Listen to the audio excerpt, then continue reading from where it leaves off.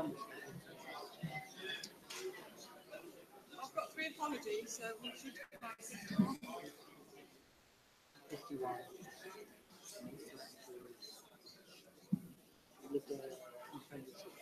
20.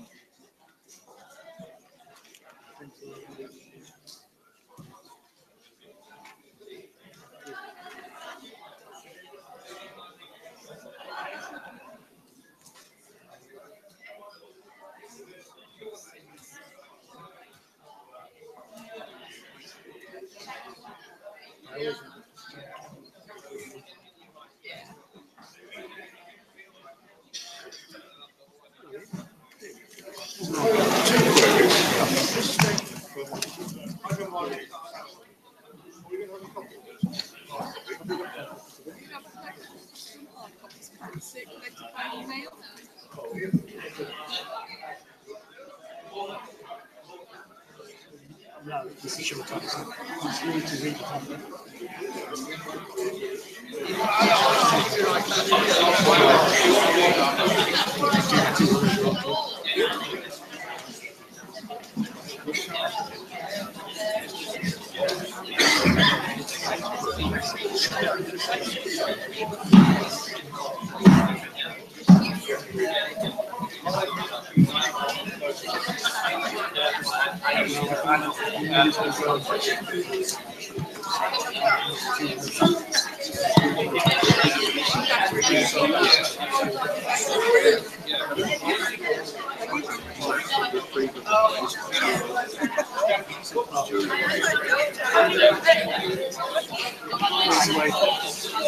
Chelsea, the big news. What is proposing a motion?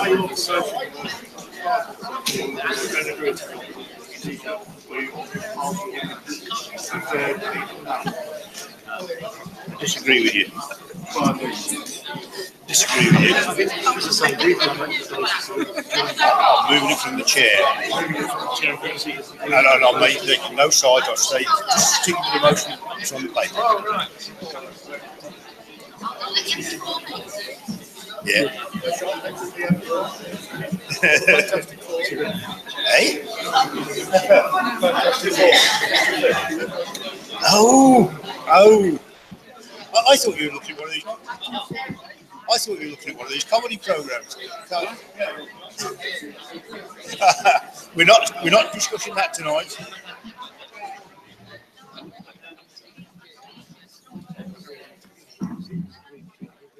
Yeah.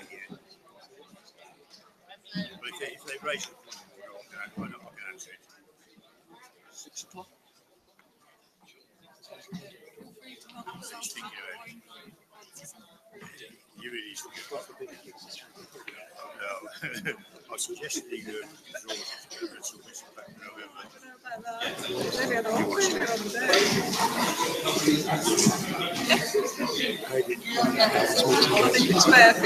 Stephen, are you okay? Yeah? You start? 1 minute to go. 1 minute to go. Right. I've warned Councillor Bentley as well that he's going to get a long answer from.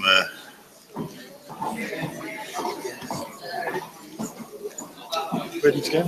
We've got 6 o'clock here. Okay, right. Yeah.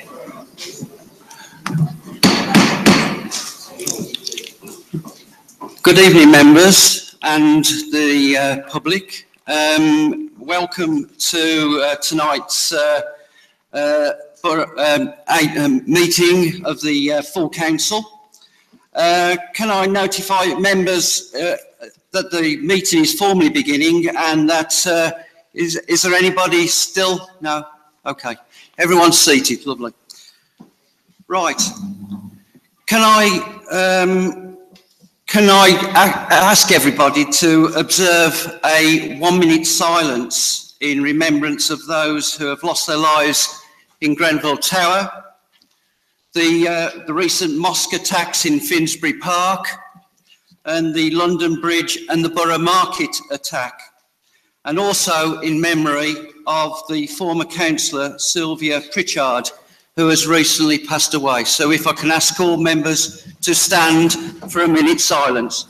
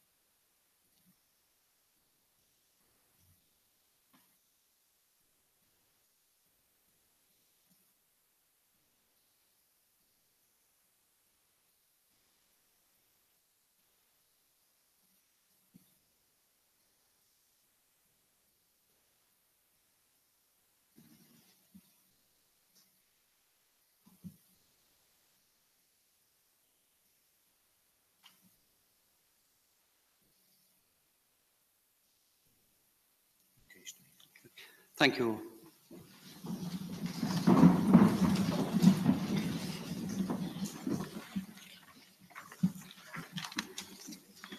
Can I hand you now over to the Speaker. Thank you, Mr. Mayor. Can I ask can I remind people that filming, photography and recording can take place and permitted by members of the public, and so we need to be aware of that. And can I introduce Keith Osmond-Smith to conduct the prayers for tonight? Need some water. And so for the second time as this council meets, we have stood once more in silence to remember those who have died as a result of atrocity, those who died as a result of other reasons, those who have died who have lived good lives. And we have been silent. So let us be still. Because to be still is more than to be quiet or to simply be silent. Still our hearts and minds. Meet with us, Almighty God, in our stillness, and allow us once more to know the satisfaction that stopping for a moment brings. In this moment, bring us peace, and then the resolve to use all of our time more effectively in the life of service that we follow here. As we stand on the threshold of half a century of significant development and change, we give thanks for this, our borough of Telford and Wrekin, and all who dwell in our community. We are bold to commit ourselves in a spirit of friendship and cooperation to work together to help bring about a better world here and now, and for generations to come. And once more we commit to your care our mayor, elected councillors, officers and staff of the borough council, towns and parish councils.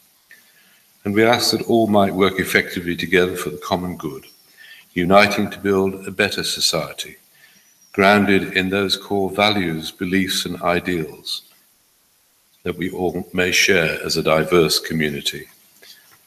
Invest and secure in all of us, Almighty God, a real and personal integrity, openness and honesty, a sense of right and wrong and understanding of justice, an appreciation of learning and a love of wisdom and truth, and develop in each of us the practice of care and compassion, justice and peace, respect for one another, fairness, for the earth and for our environment. And it's right that we thank you for your blessings as we remember with sadness those who still experience homelessness and poverty in our community and beyond, because we know it should not be. We pray for those agencies and charities which strive to bring relief to those caught and entangled in the trap of poverty, those who are suffering financial hardship. And we thank you for all those who spend their lives trying to better the lives of others, for those in public service, for all volunteers, for the good Samaritans of our day, and for those who give themselves to charitable works of service for the benefit of others too. And so we say thank you on behalf of all gathered here today. Thank you for your blessings. Thank you for life itself, for the measure of health we need to fulfill our callings, for sustenance and for friendship. Thank you for the ability to be involved in useful work and for the honour of bearing appropriate responsibilities. And lastly, we pray for this meeting and the agenda set before them tonight. Please give an assurance of what is pleasing to you and what would benefit those who live and work in and around the borough of Telford and Wrekin. And in this, as in all things, we ask both for courage and for compassion. In the name of Jesus, Amen.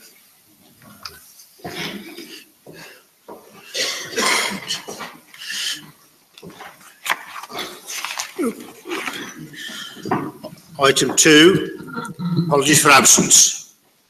Mr Speaker, we have apologies from Councillor Veronica Fletcher, Councillor Janice Jones and Councillor Gilly Reynolds. Are there any other apologies? Andrew? Yes, can I add to that Councillor Miles-Hoskin, please? Any further apologies? Yes. Adrian Paredes? He may have just come in, I think. No, he hasn't. He's a long way away, he's in Australia. He's in Australia, is he? Right. Adrian Paredes then, okay. Councillor Adrian Paredes. Any others? Right.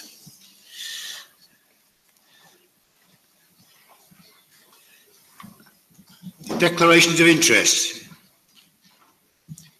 Any declarations of interest on the agenda? Yes, Rob. Member of the Joint Scrutiny Committee, Shropshire, I will not participate in the debate on the conflict intervention. Thank you. Any further declarations of interest? Yes. Councillor Burford, the same.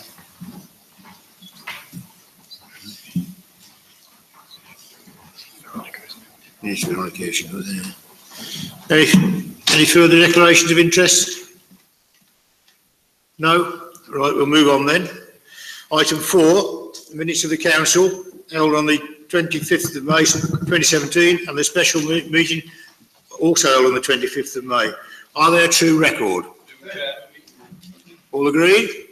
Thank you. We now come to the Leaders' Report and announcements. And there is a slight alteration here because there was no leaders' announcement at the AGM because of other circumstances which precluded that. So we're putting ourselves back on track now. The leader will make his announcements and he's got quite a time to do it. And I'll have to call upon the two main parties, the Conservatives and the Independents, to reply to that. And then the leader gets to reply to those debates, to those replies. Sean, it's all yours. Thank you, Mr. Speaker. And first of all, welcome to members and members of the public. This is my first opportunity to speak to the Council since starting my second year as leader of Telford and Wrekin. It's only right I begin by mentioning the spate of horrific incidences this country has experienced and witnessed. Two of them were terrorist-related and happened during the general election campaign.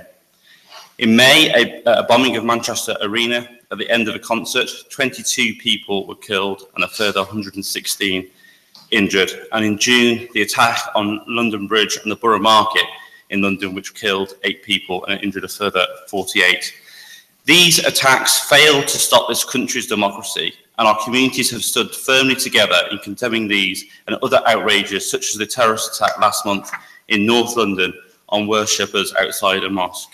Then, just over a month ago, we witnessed the horrific fire at Grenfell Tower in Kensington in London, for which it's believed that the final official death toll will be around 80.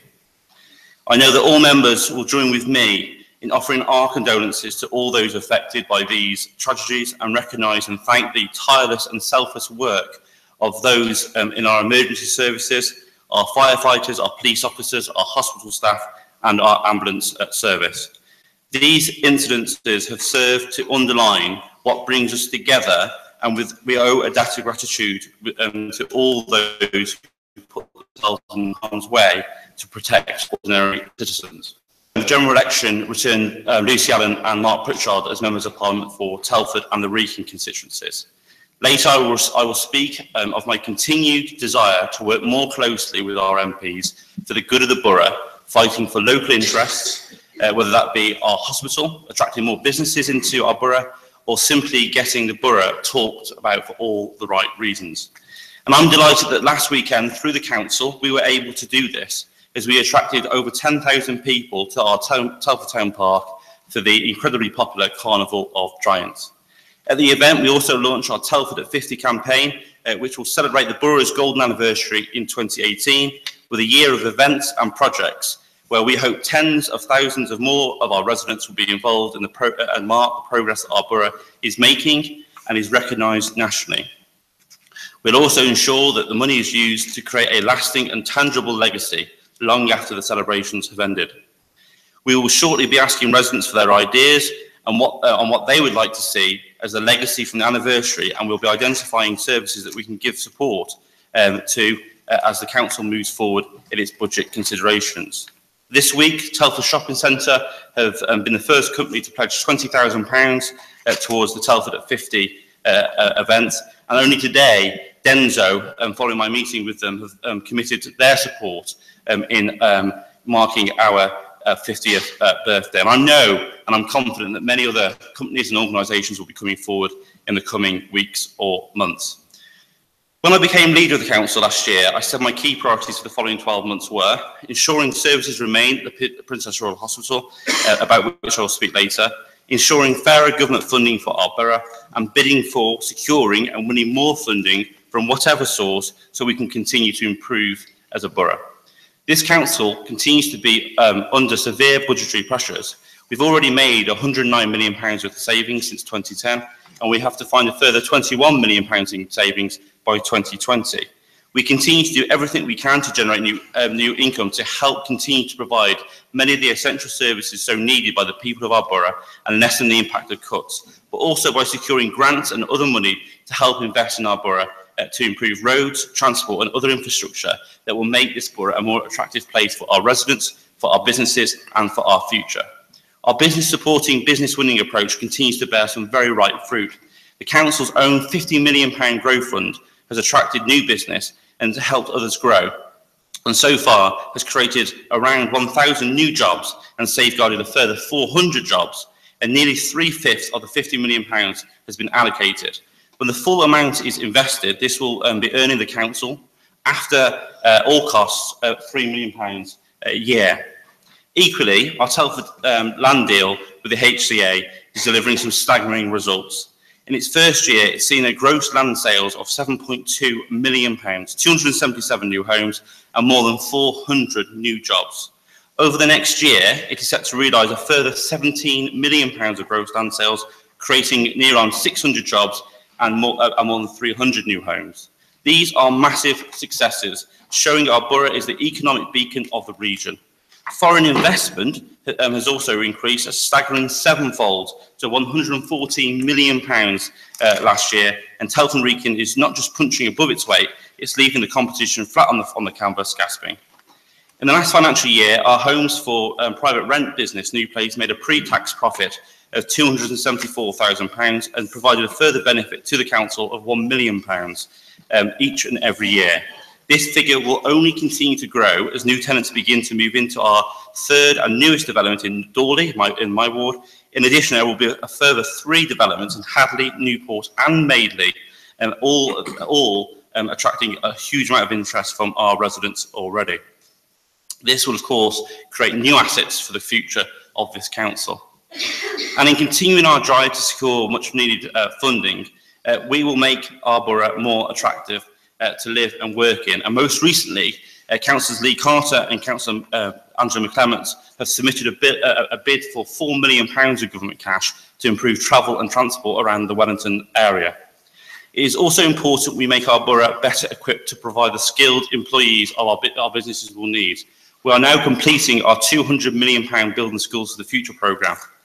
Despite a significant mid-project cut by the Conservative government, it's delivered far more than first expected, thanks to the Labour administration redesign in 2011. 8 new schools have been built, 6 have been remodelled or refurbished, and the programme has resulted in outstanding school and community sports and leisure facilities for many years to come. And as we approach Telford's 50th anniversary year in 2018, as well as celebrating the first 50 years, we look ahead to the next 50. Last week, I watched with interest the debate in Westminster Hall about the challenges facing new towns, including Telford. The challenges we face are echoed across the country, challenges that are ever more testing against a backdrop of government austerity. I've asked Lucy Allen MP for Telford, who hosted the debate at Westminster Hall, to meet urgently so that we can discuss the challenges and opportunities that the next 50 years will present to the town, and asked to work closely with her to ensure that we get a fair deal from government. Mr. Speaker, when I spoke at the last year at the council as a leader for the first time, our PRH for Me campaign had just begun with over 5,000 pledges. It now has more than 32,000 pledges, 500 personal stories submitted, and it is the biggest ever council petition in this council's history. Thank you to everybody who's helped us so far. There is no doubt we will continue to need your help in the future. The number of pledges show just how strongly and passionately people feel about their hospital services. This passion was also evident in the march and rally held in April, which attracted around 1,000 people. I must be clear about our position regarding the future of the hospital services. While we have done so much to prevent its downgrading by pointing out the errors in the process, these are, I fear, just distractions to the end goal of Future Fit. If you think the Women's and Children's Centre in Telford has been saved, I'm afraid you are wrong. And if you think that the A&E department in Telford has been saved, then I'm afraid you are wrong. During the general election campaign, there were statements that Telford's A&E and the Women's and Children's Centre were here to stay. These claims are simply not true. The so-called assurances given suggested that there had been a change in the original preferred option to the site at Shrewsbury. I believe, despite all our efforts, the reality will not change. I fully expect that the next week, despite all the evidence that has been presented to the contrary, the Future Fit recommendation will stand. I'm not a betting man, but I'm pretty certain that the 24-hour, 7-day-a-week full A&E for the whole of the county will still be recommended to be based at Shrewsbury. The Women's and Children's Centre, as we know it today, as a result, will not remain in Telford under this recommendation. The only things the Future Fit programme appears to have changed are the names being given to these services. This, I believe, is an attempt to blind us and the public into what really will happen. What they now call the Future A&E is actually an urgent care centre, a downgrade from the full A&E. The so-called Children's Centre of the future in Telford, as the one opened a cost of £28 million 3 years ago, based upon clinical need. Whatever words they may use to describe this, I am sure as ever that it will continue to make no sense to me and no sense to our residents. Why am I so certain? The Hospital Trust, SAF, has nailed its colours to the mast, stating its preferred option before any consultation has started. They appear, in my opinion, to have predetermined the outcome of the Future Fit process, a process that's still subject to an independent review. SAF declared its preferred option in February in a special edition of its newsletter called Putting Patients First. That newsletter was published weeks before a general election. SAF's desire to cite the proposed A&E in Shrewsbury goes against the observation of the NHS's own clinical senate of senior clinicians who noted, and I quote, "Telford and Wrekin have a younger population, more deprived population. This would favour the emergency centre at the PRH Telford site. However, this is mitigated by the elderly population in the Shrewsbury area, where emergency care services will be required by elderly patients. However," really important, however, if robust community-based services are in place, this service could address some of this demand. So the view of the NHS's own regional experts is that there could be improved, if there is improved community-based services in place across Shropshire, that could better meet the real needs and concerns of the population and reduce the need for so many admissions to hospital, which don't depend or require the downgrading of key services at the PRH. I've called on health bosses to be more forward-thinking, to move with the times, to stop pitching hospital versus hospital, community versus community, to come up with the solutions and then meet the specific needs of our different communities. But why do they persist with a model which is clearly unfit for the future? It's because they're on a promise, and I've got to say, members, a very weak promise of some money to pay for this move.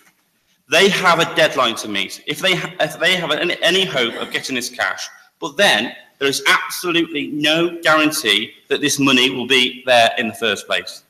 The Trust is pursuing a dream that the public don't want and the government won't pay for, and the NHS, unfortunately, under this Conservative government, can't afford. Earlier this year, the Trust couldn't afford to pay the sandwich bills. Now they are ploughing ahead with something that would cost £312 million. If moving a £28 million women and children's centre lock, stock and barrel just 3 years after it opened makes no sense, this is truly the economics of the madhouse. I wish I could say it's beggars belief, but sadly the signs are there for all to see. This is a Trust in crisis. It's already been making contingency plans for the possibility of the closure of our Telford A&E overnight because they don't have enough consultants. If this is allowed to happen, I fear it will lead to something more permanent. People in this borough and the tens of thousands of people in the Shropshire Council area that rely upon the PRH as their main hospital deserve better health care. This evening, we will vote on a motion of no confidence in the Trust and call again for the Secretary of State of Health to intervene in this increasingly worried situation. And I repeat what I said just over 12 months ago when I was elected leader. We, as the representatives of Telford and Wrekin, have a moral duty to work together to stand up for our hospital services, to stand up for fair investment in our borough, and together we can do it. Thank you very much.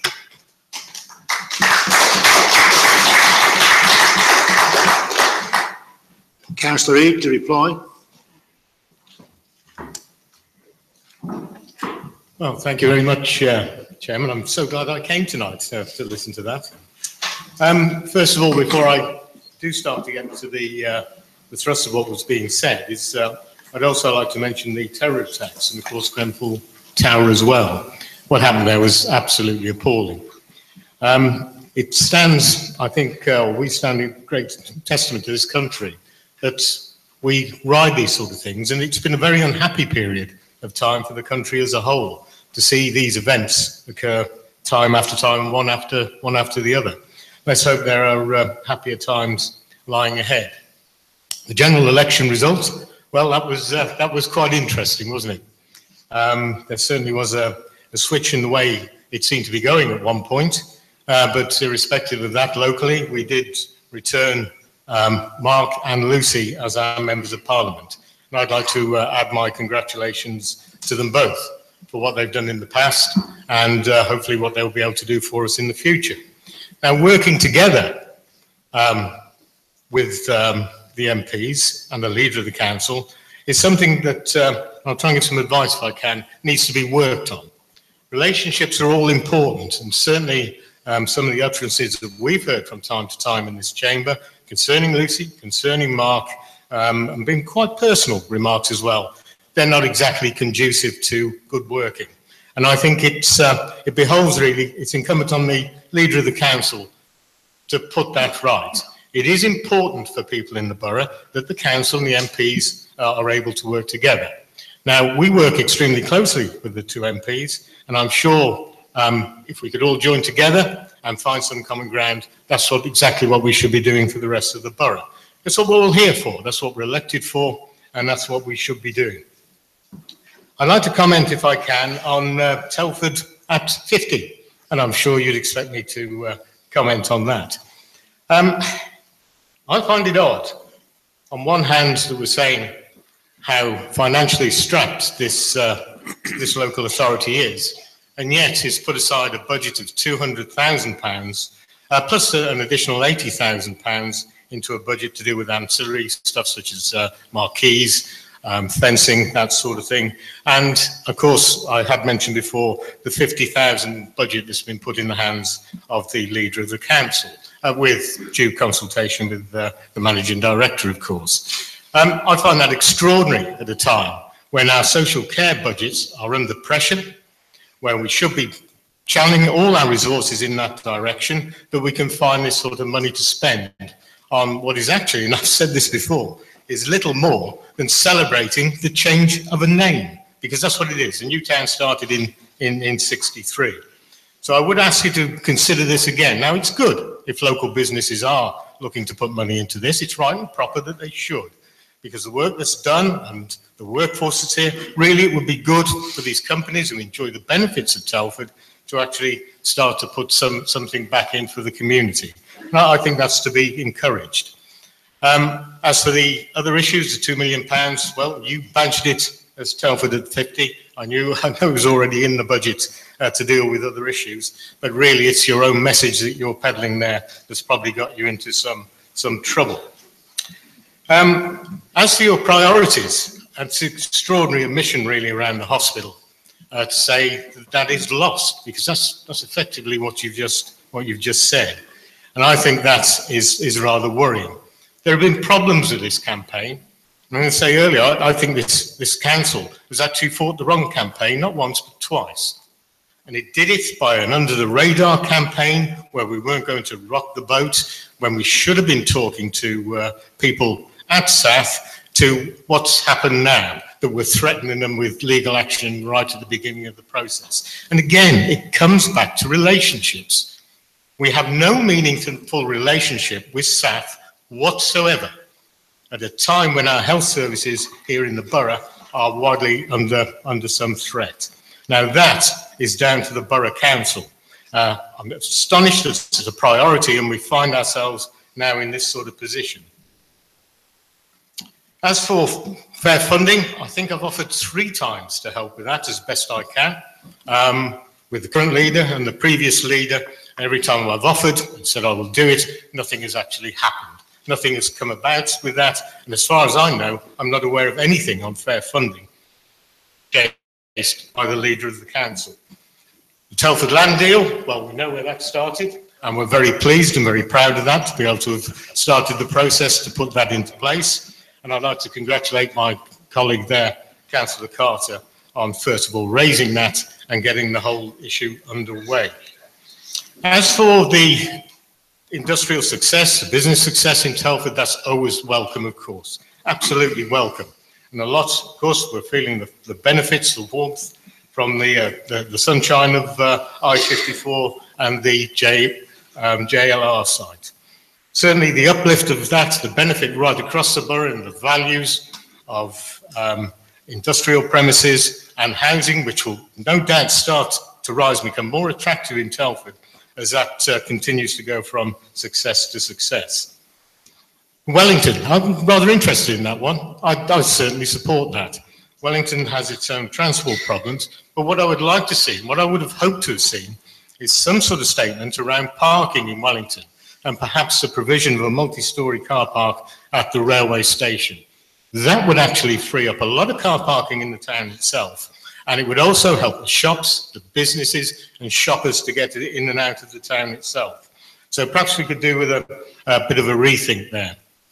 BSF, well, that again is an interesting one, isn't it? We were one of the few local authorities that hung on to our funding. I know there was a cut, but we still worked around that and managed to put a programme in place. And it was done to a lot of hard work on this side that we did with Michael Gove before, during and after the election to keep that in place. And we passed that on to you in pretty fine fettle. You did tinker around with it, you did change it. I had to sit there and listen at Cabinet, and I was told how bad we were and how great you were. And I remember, of course, as a result of all that, we had a call-in with scrutiny to tell you that by 2020, you would actually run out of school places. Now, as you know, because I've asked here for information on that, I think it was November the first time we asked senior officers here to supply us with that information. We asked again in January, and I think we asked a third time in March, and it wasn't forthcoming. Now, of course, we do know the true situation, and we do know that what we said, in fact, we were a year out, that your BSF programme has been an utter and complete disaster, And now we're facing a situation where we do not have enough school places for secondary pupils. Neither do we have the funding. If you remember, we came here too and said we should adopt the SIL and then we can collect money for secondary schools. You said no, we'll keep 106, so we haven't collected the money for that either. 2 years ago, we asked in our budget presentation what money there was for the future, because building all these houses produces a lot more children, of course. So we asked, what money is there? The answer came back as none. There was no money in the budget at that point whatsoever. So, far from being a successful time, we're in trouble on your one of your priorities, on the hospital. That is very serious, it affects us all. The one on fair funding doesn't seem to be going anywhere. And the BSF program is a disaster waiting to happen. Now, why you can't equate building houses and people moving in, having families, having children, is not going to affect secondary schools is absolutely beyond me. It is a major failure.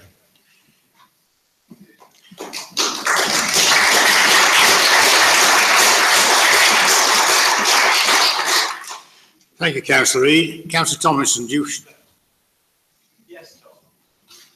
Thanks, Speaker.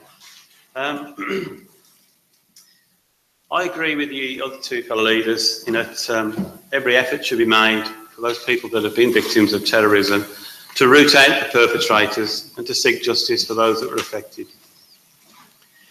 But we ought to go beyond, beyond that, far beyond that. We've got to work for the long term, and working for the long term is to try and create within our local communities, both as a council, as the individuals, and working with the MPs and the government, to make sure we build within their peace in our local communities a feeling of freedom, of justice, and of welcome to everyone who lives in our communities, that they are all part of Great Britain. They're all part and equally treated.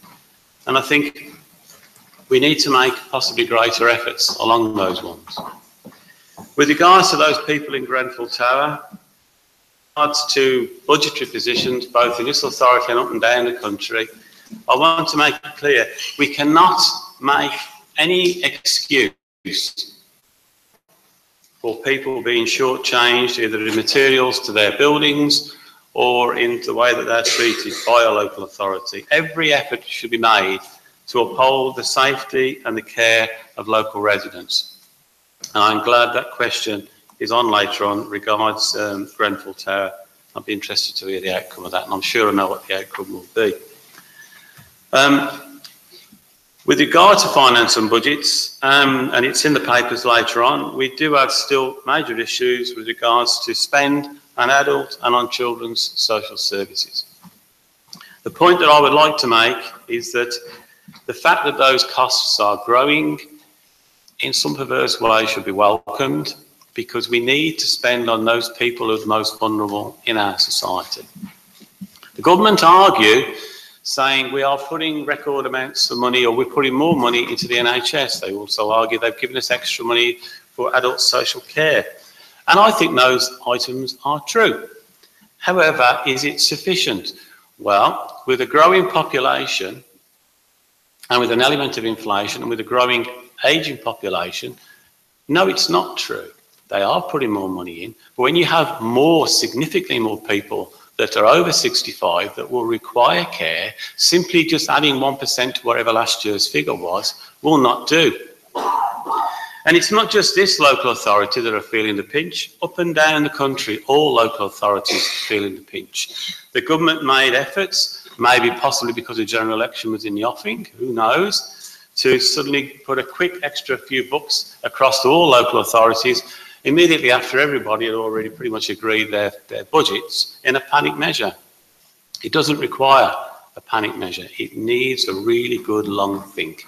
The NHS could really benefit from a greater investment in adult social care to free up those beds. I've got personal experience of this from my mother, my aunt and other relatives who require that care and don't necessarily need to be in hospital.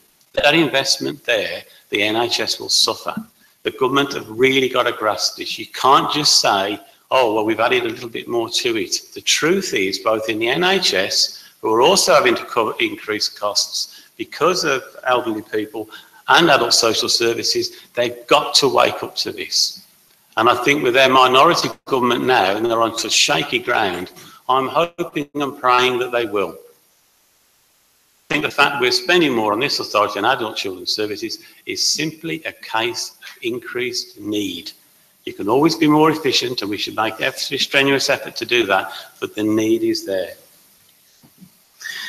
I very much welcome the fact we've got growth in our authority and that we're open arms to people coming in to invest and create jobs for our children and for our children's children, and also that we're investing in houses for those where housing need is required. But I'm also mindful of the fact, one of the main reasons most people who have recently moved to Telford in the past is because of its greenness. And I'm sure with the efforts this local authority has made in trying to protect green spaces, we need to have that absolutely at the forefront of our minds. People need green oases all the way around, so you get discrete communities and the breathing air and places where they can all exercise and live. It is a key point of why Telford is so successful, and we should strenuously fight for every green space that we can.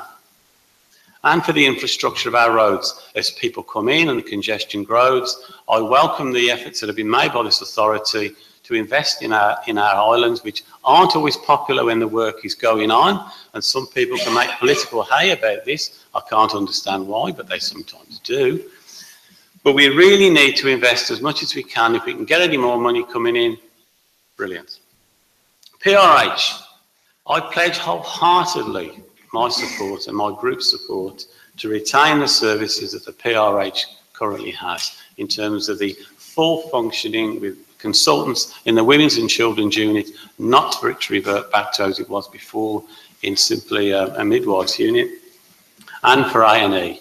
We've got to shake the NHS up so that biases of people's desires that it's left possibly in Shropshire are overridden, and need and clinical need must come into it. That's just too important. We've got it on the motion to speak later on, and I shall speak further on that. But I would like to say as well with Future Fit, is that not necessarily one fit fits all. And humongous hospitals may be wonderful in terms of economies of scale and the quality and the fact the specialisms you get with consultants. But when you have a large element, which Shropshire does and Telford and Wrekin does, of rural areas, you're going to have to bus people in from miles and miles and miles away to get into these super duper hospitals. If not, we're going to have traffic jams in the air with air ambulances flying in left, right and centre. So one fit doesn't fit all. Good working relationships. Well, I think if you're going to ask for good working relationships, there are a number of things. You need goodwill. You need a thick skin. You need a bald head like mine, so all the crap goes over the top. You need to put other people's interests first and not your own pride and political interests. And you have to act in such a way at public meetings that people can read what you say and your body language that you truly mean. You truly mean what you say and that you will wish to work together. It's no use saying that and immediately listing out reasons of all the things that have happened in the past. In good working relationships, dare I say in our marriage, and I've got to be careful about this with my wife sitting directly behind me, possibly with a kitchen knife in the handbag, but if you go on through life simply listing all the differences and aggravations that you've had, you will never have a relationship.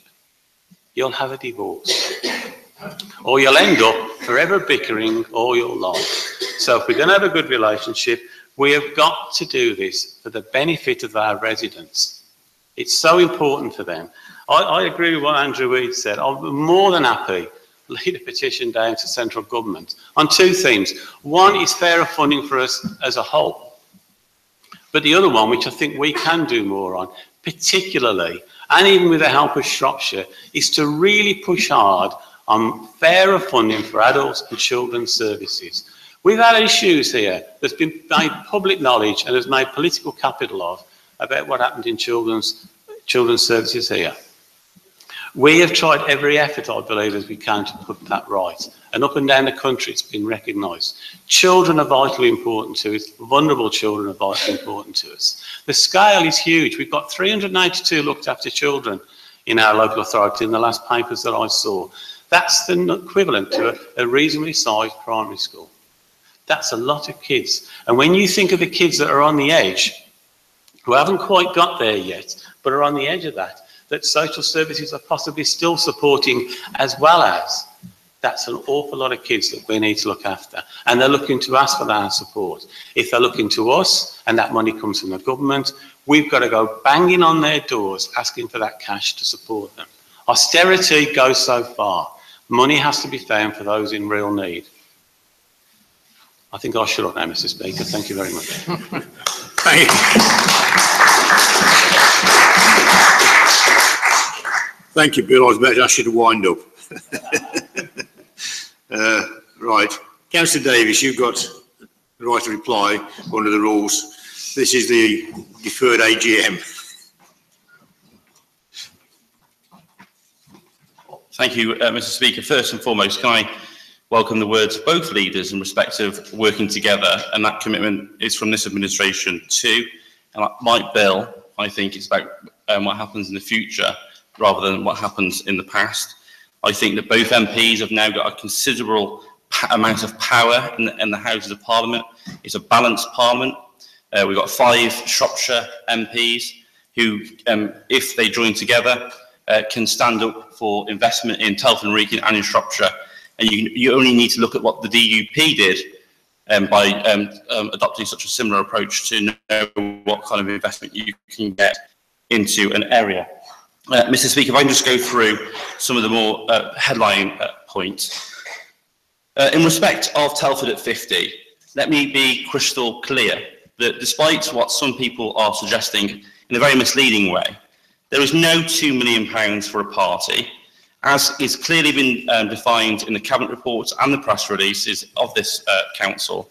£1 million of that will relate to legacy projects. Another £1 million will relate to partnership arrangements to reduce the demand on council services and to work with organisations where the council can no longer afford to operate in those areas. I have said various times it's perfectly legitimate for the Conservative group to be against this fund, and they've made it crystal clear time and time again they are against the fund, and that's fine. But all I ask, Mr. Speaker, is that those members who vote against the investment then don't try and claim benefit, just like they did with the Community Pride Fund, turning up to events which benefited from the fund that they voted against. In respect of the land deal, Mr. Speaker, yes, it's all very well welcoming it after the event, but the money that we as a council have put into that land deal has been voted against by the Conservative group time and time again. Again, hypocritical.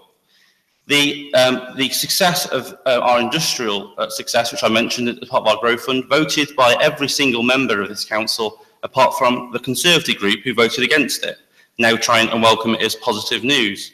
The reality is that the actions of each member of this council, when they're voting for or against something, has a direct impact on what this council then goes and does in the field. Companies tell me, time and time again, and council officers, that the reason they're investing in Telford is because we are ready to go, we are can-do, we have the investment up front in order to make their investment decision easy. And I appeal to members of all parties to get behind this strategy, not just vote against it and then claim support later on. In regards to working together, my door is always open, as it is with the MPs. I've written to Lucy Allen to ask for to work together in terms of the new town legacy work, and I'm in constant contact with Mark Pritchard in regards to some ongoing issues in regards to the hospital. In regards to the BSF scheme, I've never heard a politician thank the government for cutting £40 million from a town. The Labour government gave £250 million from Wrekin. The Conservative government slashed that by £40 million and gave £200 million. To say that our reforms to BSF was tinkering is simply not true. There would be no new Charlton School in Wellington. You voted against it. There would be no Prisley School, the Holy Trinity School in Prisley, which is massively successful for that community. You voted against it. So I think my theme, if I can say that, is that votes and words need to match. Otherwise, we'll call you out each and every time. But of course, we'll work with you where there is common cause. In respect of the SIL and Section 106, again, it was a decision made by the administration. There was a differing approach. The Conservatives wanted us to adopt the SIL. We didn't want to adopt the SIL. The government, your own government, are now reviewing the SIL because they say it doesn't work, Mr. Speaker. So therefore, where there is a differing of opinion, that's fine. That's what happens in a democracy. But don't try and harp on about it later on when it's already been proved to be a failure. In respect of the comments from Bill, my door is always open to you and your group, as you know, and I'm proud that since 2011, every budget that this council has proposed has secured cross-party support, and my commitment to you is that I always want that to be the end point, and cross-party support to the third party too. I completely agree with you. It's completely disingenuous of those people who say that there is investment in our NHS, in our police services, and our firefighters, when in cash terms that may be true, but in inflationary and demand terms, that is simply not correct. And that has been proven by the Health Select Committee, chaired by a Conservative former GP, who's made that case exceptionally clear. In regards to the adult social care, I absolutely agree with you. Myself and the former leader of Shropshire Council wrote to the government in regards to that, didn't get anywhere other than the Conservative Party proposing a dementia tax, which of course has now been ditched. Mr. Speaker, going forward, let's, I believe, work together for the benefit of our town. But let's be honest about where we have differences. Differences are fine, but hypocrisy really isn't. Thank you.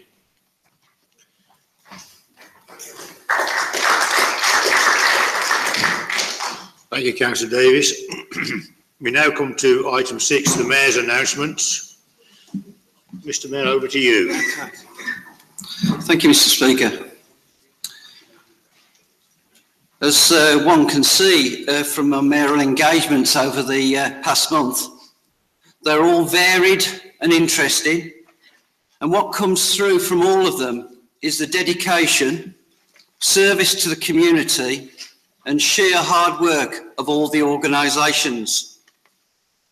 It's difficult to single out any engagement, but in light of the recent tragic fire at Grenville Tower, my visit to the Telford Central Fire Station open day brought home the risks our firefighters experience every day that keeps us all safe. It was wonderful to see many visitors to the station supporting these dedicated, brave firefighters. At the event, I volunteered myself as a crash test dummy to be cut out of a car that had been involved in an accident. And after the removal of the doors, the car roof, I was removed safely from the vehicle via a bodyboard.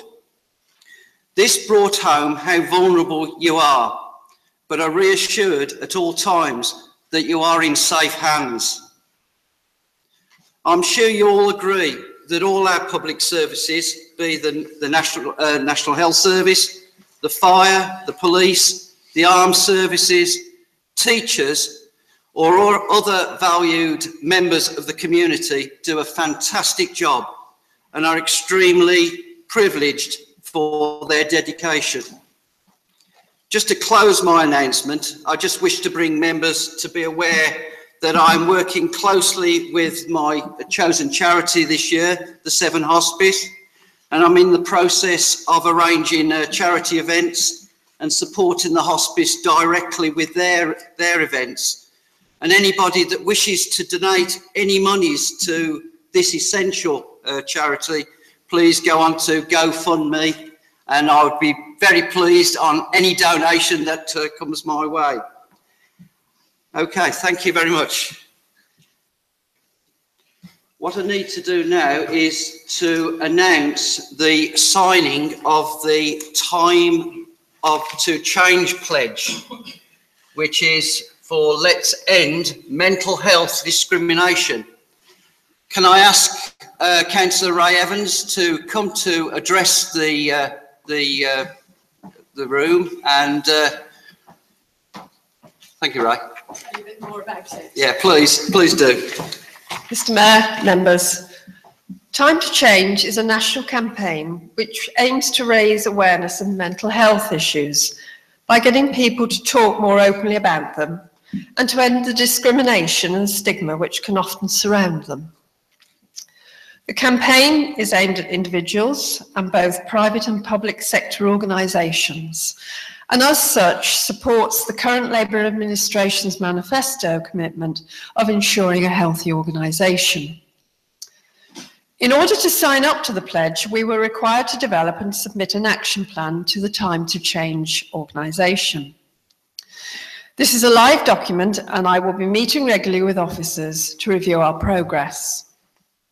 The actions we have committed to take will include assistant directors acting as wellbeing champions, recruiting employee champions, raising awareness about mental health across our organisation, updating and implementing our policies to address mental health issues in the workplace, equipping our managers to have conversations about mental health with their teams, and providing more information about mental health and signposting support services. It is therefore my very great pleasure this evening as Cabinet Member with responsibility for our workforce, along with Richard Partington, to have signed a pledge on our behalf, or Telford and Wrekin Council's behalf, this evening in the presence of the Mayor, thereby publicly committing Telford and Wrekin Council to taking steps to ensure the good mental health and well-being of our very valued workforce. Our logo will now appear on the Time to Change website as one of the first organisations in the area to make the pledge, as we continue to lead and demonstrate our best practice in our employment practices. Thank you. Thank you, Councillor Evans. Anything else, Mr. Mayor? No, that's fine. Thank you. All right. We now come to item 7 on the agenda, the public questions. Can I say that the questions under the rules should be read out as we receive them. They're all printed on the agenda or the paper, and the reply should be given directly there. There'll be no debate on these questions. I understand, though, one of them is going to have a petition.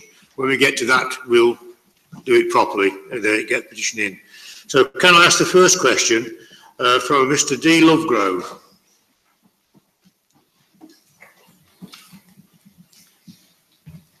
It is easy to spend someone else's money.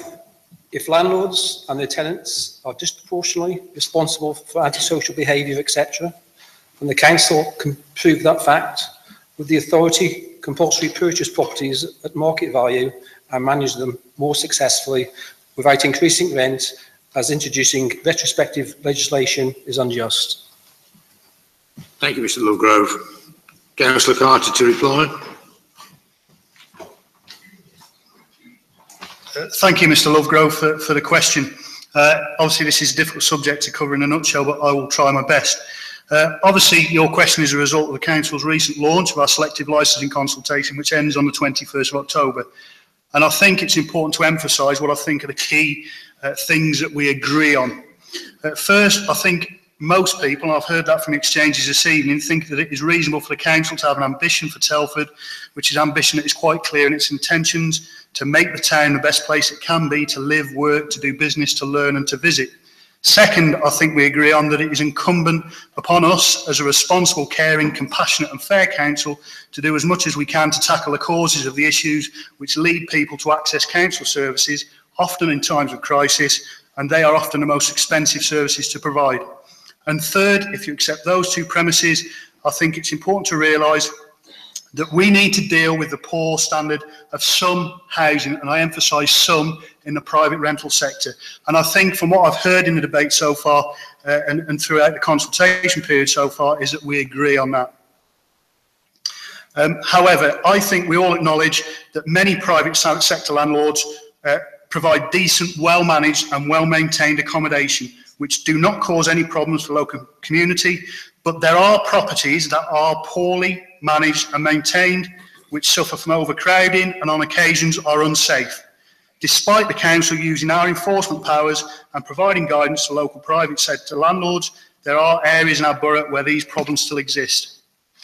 We have identified as an administration that selective licensing might be a possible tool that would help us address these challenges. And we have gone out to consultation to seek the views of all concerned.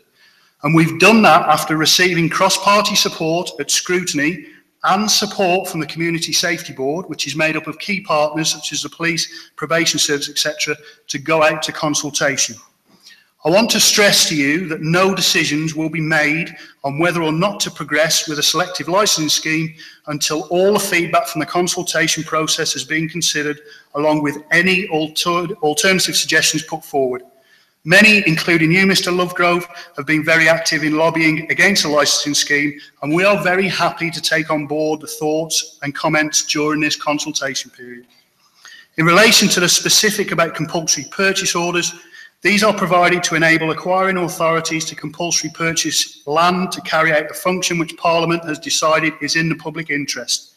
Compulsory purchase is a power that is intended to be used as a last resort, and there must be a compelling case in the public interest to do so.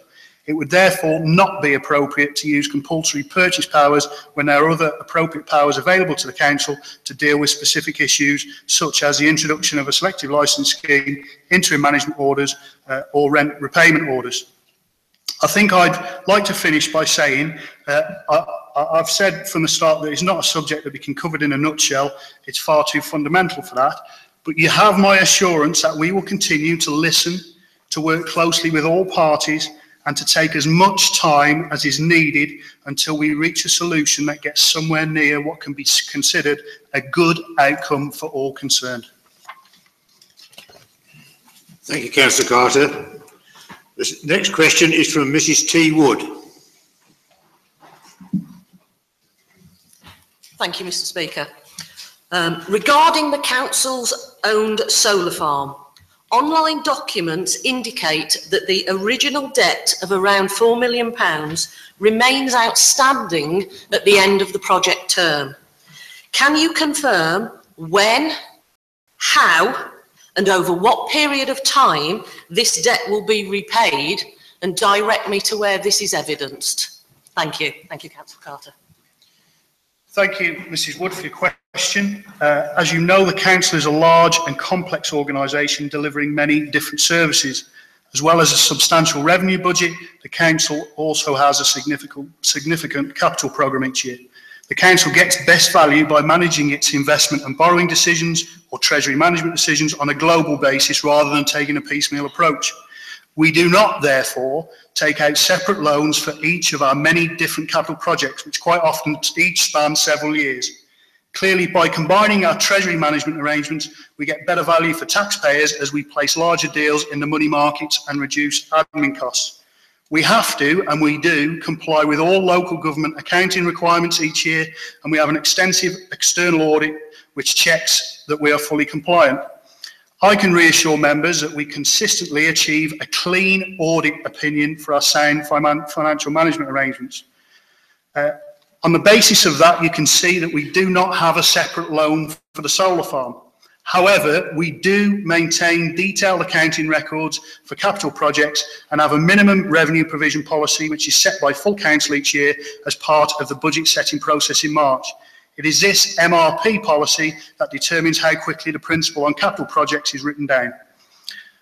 You refer to some online documents. I think that will be possibly the table which appeared on page 188 of the Council Service and Financial Planning Strategy report considered at Council on the 2nd of March this year. This table showed the total cumulative spend incurred on various commercial schemes. The figure shown against the solar farm in this table remains constant because the project has been completed and no further spend was being incurred. The table showed the total cost of the solar farm and other projects and in no way refers to the amount of loan outstanding. The borrowing incurred to fund the solar farm will be repaid over a 25-year period on an annuity basis in accordance with the Council's MRP policy, which is available on pages 203 and 204 of the Service and Financial Planning Strategy. On this basis, as at the 31st of March 2017, 3.607 million remained outstanding, which will reduce to 3.508 million as at 31st of March 2018, and will be fully repaid by the end of the 2039-40 financial year. The solar farm will make a revenue surplus of over 200,000 this year, net of all costs, and represents a sound investment for local people. I appreciate that's a really, really complex answer, and I will send that to you in writing at some point in the next 7 days. Thank you, Councillor Carter. The third question is from Ms S. Whitfield, and I understand she wants to present a petition. Do you want to do the petition first, then ask the question? Yes, do you want me to bring it up? Sorry. The petition will be handed to the proper relevant officer at the end of the meeting, so it won't get lost, I assure you. Good, because it's got 1,245 signatures on it. If you now want to ask your question, as written down in the order paper, please. Okay, so given that the only housing the council owns is almost exclusively for commercial rent and social registered landlords are selling their out-of-date stock, why is this council seeking to discriminate against private landlords on whom you so very heavily rely on to manage homelessness in the borough? Thank you, Simone. Thanks for the question. And without repeating myself, a lot of what I said earlier stands, obviously, and again, I'll send those responses in writing to yourself and Mr. Ludgrove. Obviously, this results because of the launch of our selective licensing scheme. I just want to reiterate, we are not seeking to discriminate against private landlords, and we acknowledge that they do house many of our homeless clients. We are committed to working closely with the private sector landlords, and I'm aware that a number of meetings have been held by senior officers within the council with the Wrekin Landlords Association since the consultation has launched, and that dialogue is continuing and will continue. Coming back to the question about homelessness, I believe the new Homelessness Reduction Act will bring other elements to help clients facing homelessness and to help address current issues landlords face, where historically tenants were not classed as homeless until they had a court eviction date. The new legislation will enable us to work with clients sooner to help remove the burden on landlords having always to go through court. National legislation has recognised this, as does this council, that landlords do have an important part to play in the housing market. Thank you, Councillor Carter. We now come to item 7A, which is the motion on the hospital, the SAT one only. It's moved the order because of the importance of that motion and the importance of the subject. Can I remind members, you've seen the email that I sent around earlier today about this motion. I just want to remind you to keep to the point, please, when we're talking on it. Remember, this is about existing services at PR8, which is not about future fit. It's just about the existing ones. Please don't confuse the two, and I'm sure that you will have a good and interesting debate. But let me make it clear, though, I will intervene if you start straying off the point of the motion and start to be talking about future fit. And if you don't stop when I ask you to, I'll ask you to sit down and we'll take it from there. But I hope we don't get to that. Now, I'm in the unusual position as Speaker as moving the motion. And the reason for that, of course, is it's a cross-party one. And I was asked to make certain that it was a neutral moving. Now, I've considered this, and what I really need to do, because I know all the points have been made in various speeches, I'm just going to formally move the motion, and I will wind up at the end. It's the way it goes. I can't be accused then of losing my neutrality and that I'm biased. Give me some thought to this, and I've got notes written down all about it. So anything I would be saying now would be nothing that's been said before in this chamber. So I formally move the motion. But before we move on to the seconder, we'll do what we did when they had the police doing it. Can I ask Neil Nisbet, Finance Director and Acting Chief Executive of SAF, to come and make a short address to the meeting? There'll be no questions on this. He's just going to make a short address. So Neil, welcome.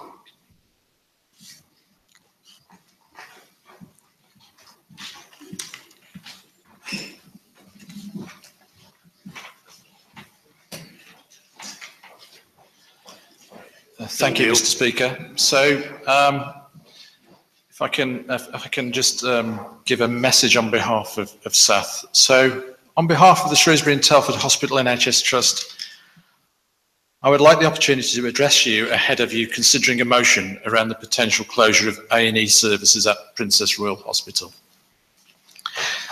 As a trust board, we are absolutely committed to maintaining services at Princess Royal, as well as the Royal Shrewsbury Hospital site.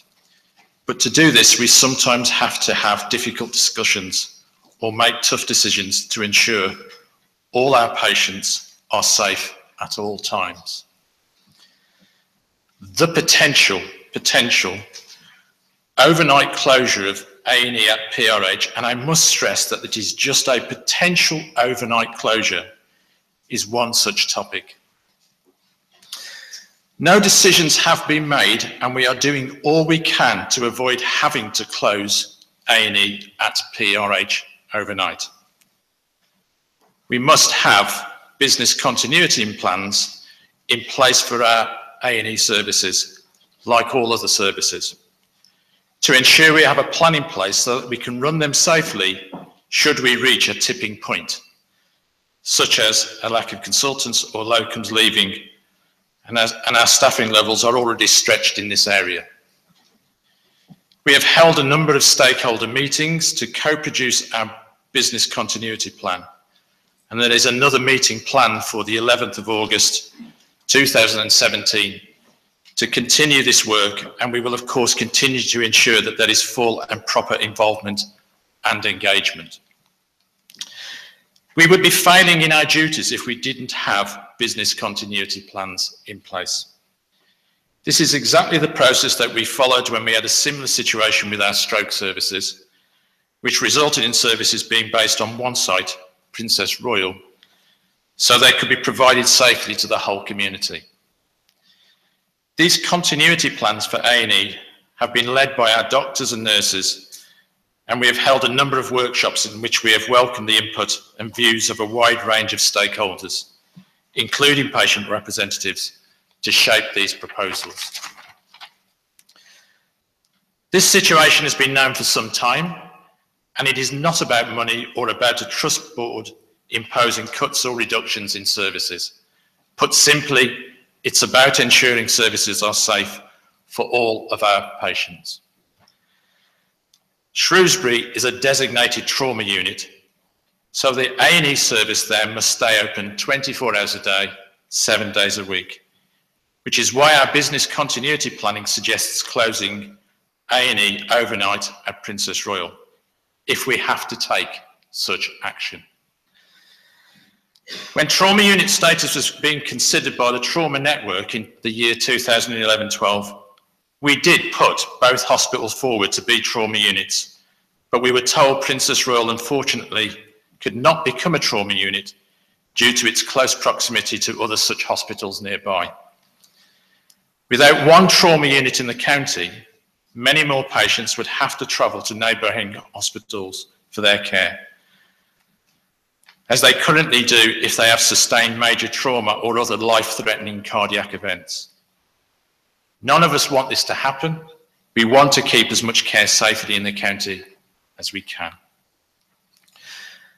The main issue we have is around staffing.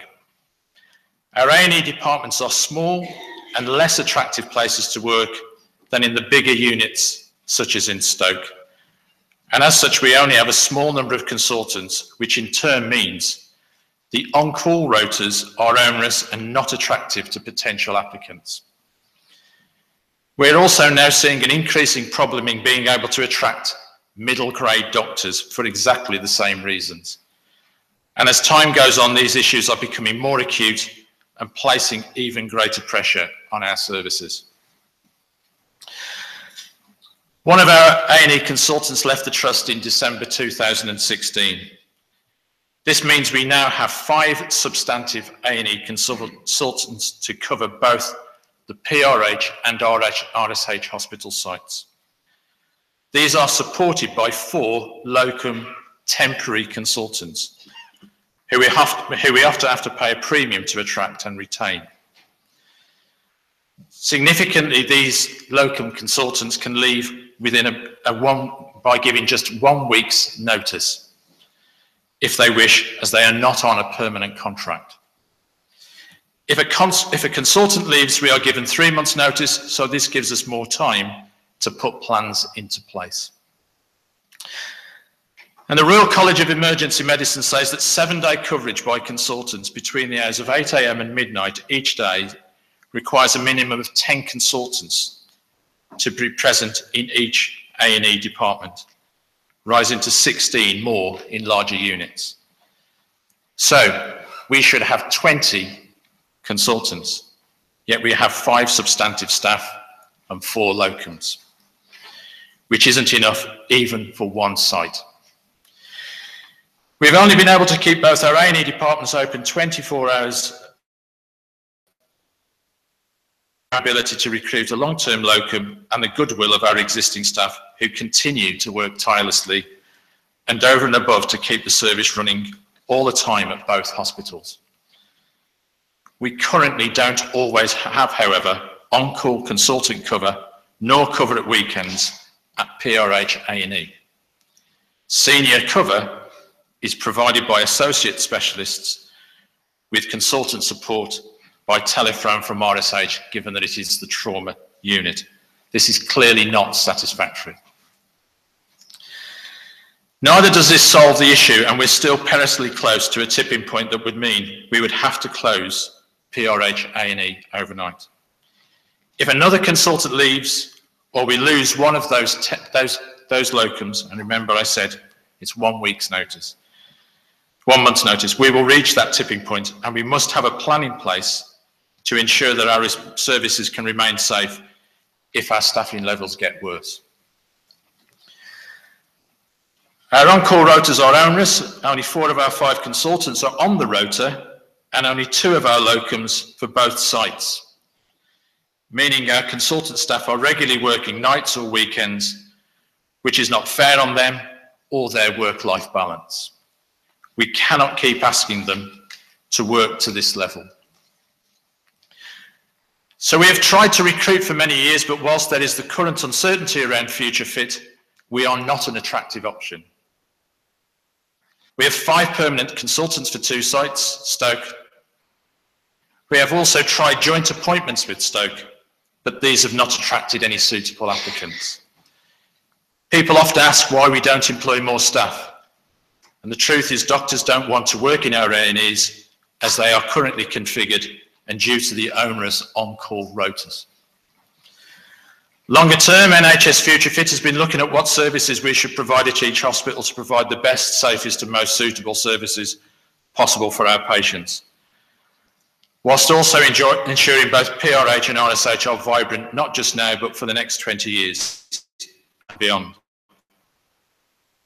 Hospitals are vibrant for the future, and that we keep services in the county of Shropshire and Telford with the aim of bringing further services into the county too.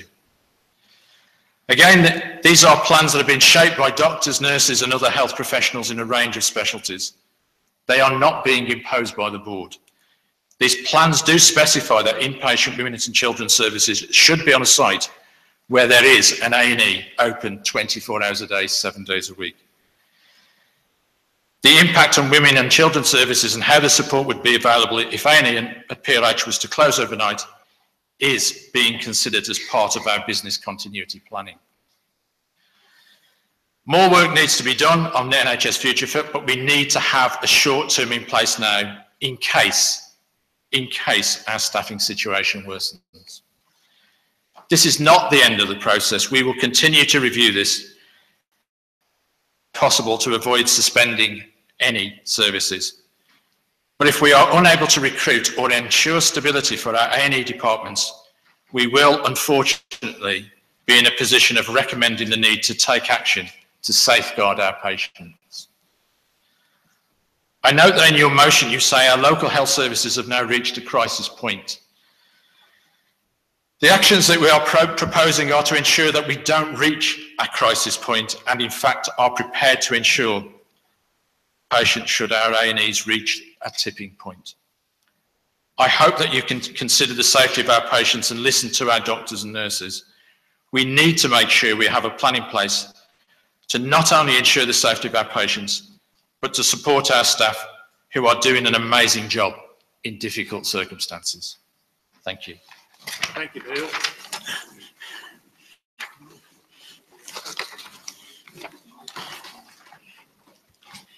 Can I, Arnold? No, will you wait?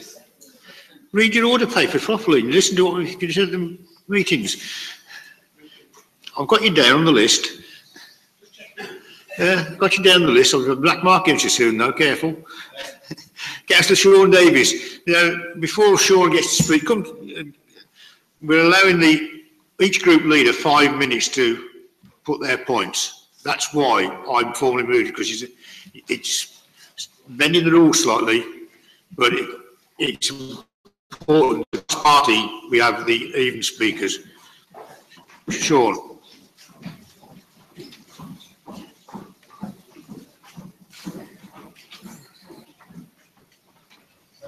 Firstly, can I thank Neil for coming to this evening's meeting? I'm sure it wasn't the best week to be the acting Chief Executive of the Trust given tonight's meeting, but thank you for personally coming this evening to talk to us. But our battle is not with the doctors, the nurses, the healthcare staff who work day in and day out, those hard-working NHS staff who've had their pay cut and froze and who are being forced to pay for car park charges just to get to work. This issue is with the Hospital Trust senior management and their political masters. Shrewsbury and Telford Hospital Trust is a trust, in my opinion, in crisis. A recruitment crisis in the A&E, a recruitment crisis, as we've seen, in midwifery, a recruitment crisis across a number of specialisms. This is not just about A&E, this is a recruitment crisis in our trust. I believe that the senior management team at the Trust have let down Telford and Wrekin. They are meant to be, after all, Shrewsbury and Telford Hospital Trust, but only one member of their board lives in Telford and Wrekin, with the rest living outside, and actually more people living outside Shropshire and Powys than they do in Telford and Wrekin, and that's a failing, I believe, in local representation to the Trust. Mr. Speaker, I have to challenge, and I believe the Leader of the Opposition have a number of doctors who talked to me, and I'm sure to him, confidentially, the premise that the trauma unit could not be at the PRH. The Clinical Senate has said that the trauma unit can be at the PRH. It simply is not true to suggest otherwise. And it is beggars belief, Mr. Speaker, that the busiest A&E in Shropshire shouldn't have the trauma licence in the first place. The busiest A&E, for those who don't know, is Telford.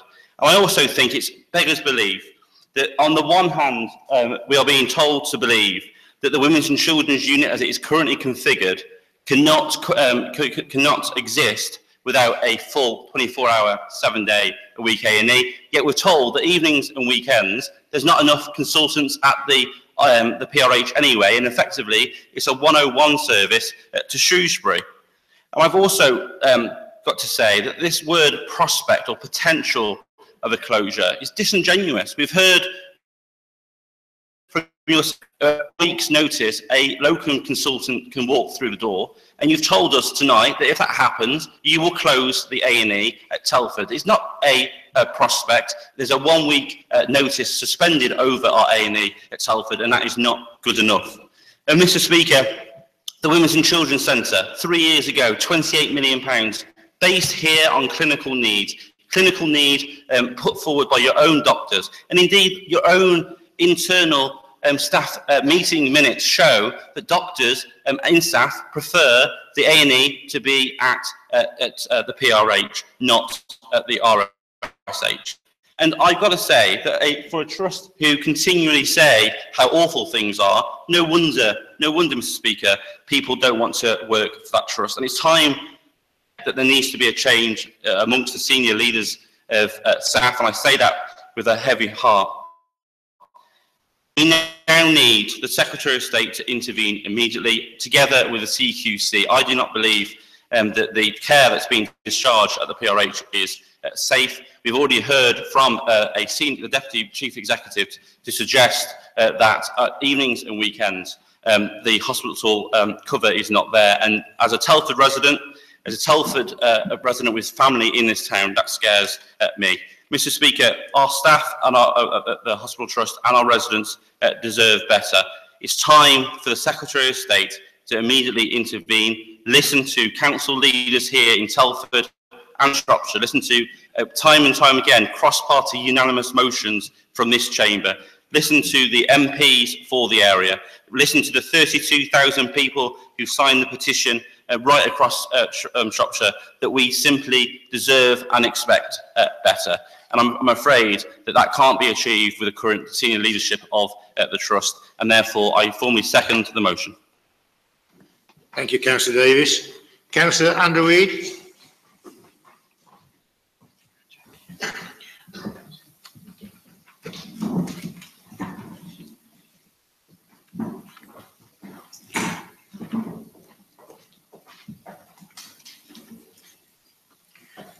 Right, thank you very much, Speaker. Well, I certainly welcome the statements from the Hospital Trust and the explanatory letter sent to all elected members. It is perhaps more the pity that this wasn't done a little earlier. I also welcome the way in which the issues have been laid out in the letter for all to see, and the clarification of the problems now facing the Trust, which are pretty huge, to say the least. I fully accept that existing staffing numbers are stretched at the most senior level, and that as a result, continuity plans must now be put in place to deal with any future scenario. I also fully accept that it's not a question of money, and that consultants simply do not want to come and work in Shropshire at two small A&E units. Such units cannot provide the sort of work rotas, experience, or training offered by much larger departments around the country. We have been saying that continually for some months. As with other parts of the country, we deserve the very best service, the best technology, facilities, equipment, staff, and consultants to meet our everyday and ongoing health needs. However, you can almost hear the but coming after that, can't you, really? As the Trust letter says, and it says it quite clearly, this situation has been known about for some time. And that's absolutely right. This is nothing new. And the issues now are very much as they were when we campaigned for our health services back in 2011. I was informed by consultants at that time that the future situation with regard to consultant numbers was unsustainable in the long term. And as retirements occurred, our services would come under severe pressure and threat. What on earth has the Trust been doing to safeguard and configure our services properly over the past 6 years? They've spent in excess of £3 million over the past 4 years or so and achieved absolutely nothing. If the Trust were a public company, the shareholders would sack them. It's more the pity that residents of this county can't do the same thing. I want the best possible care for myself, my family, the borough and the county. And looking at the Trust's record, they seem incapable of actually delivering that. Never mind sending me a letter telling me what the problems are. I know already what the problems are, and they're of the Trust's own making over the last few years. SAT is responsible for the absolutely shocking state of our current services and seem incapable of sorting them out in the future.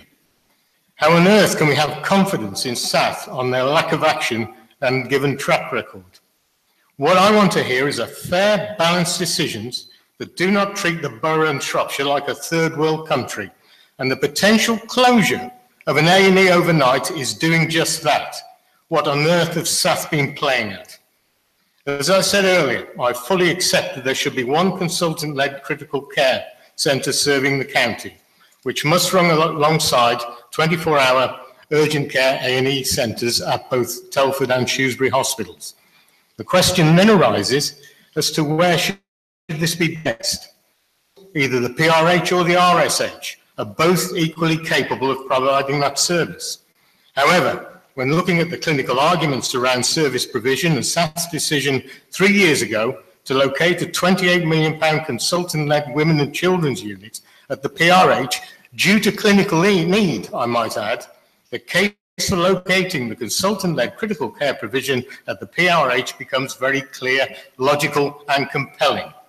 To dismantle such a new and expensive department at the hospital on financial grounds, let alone clinical grounds, and this is something I agree with Councillor Davis on, is economics of the math. Can we have confidence in an organisation with such economic irresponsibility, lack of foresight, and inability to deliver a safe, sustainable, high-quality and modern health provision to the people of Shropshire? However, I do not believe that we're without blame in this debacle, as the Council has been fighting the wrong battle on the wrong issues in the wrong way. The Council's earlier under the radar campaign of waiting and saying nothing has only helped to create this impasse, and the early threat of judicial review has contributed to the complete breakdown of any relationship between Council and SAT. Can you wind up, please? Judicial review should always be used as an item of last resort. Yes, I will, Speaker. I would strongly urge both SAT and this administration to sit down and resolve differences in a grown-up and responsible way. At the moment, it is everyday people in Shropshire as a whole who are living with their health provision teetering on a knife edge and staring into the abyss.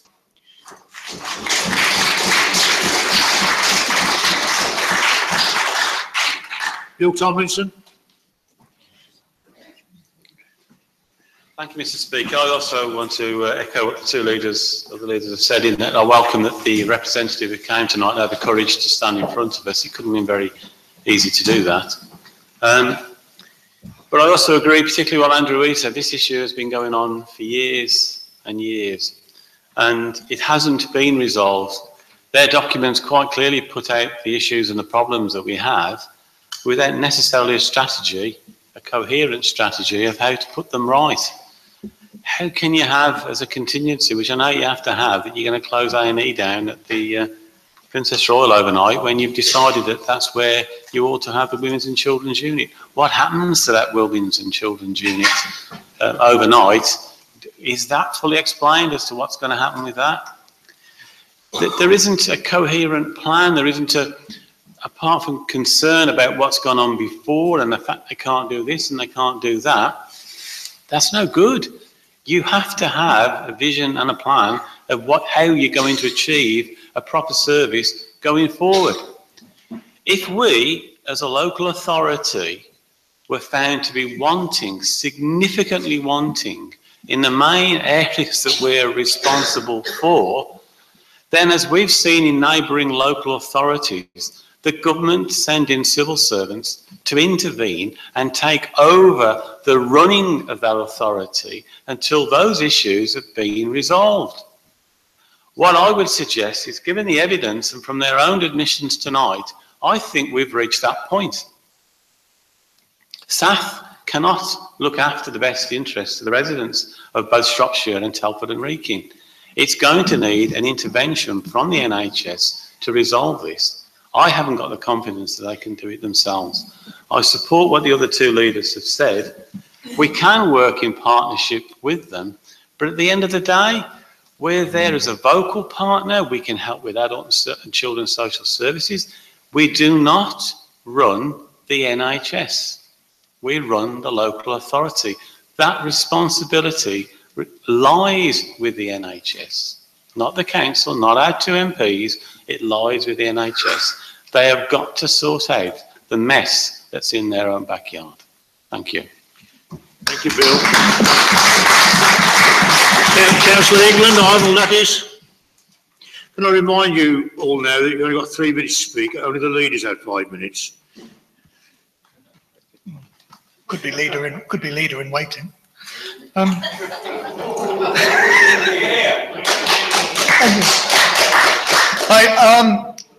Arnold England, former Vice Chair of the Hospital Action Committee that helped to make the argument for a District General Hospital for Telford.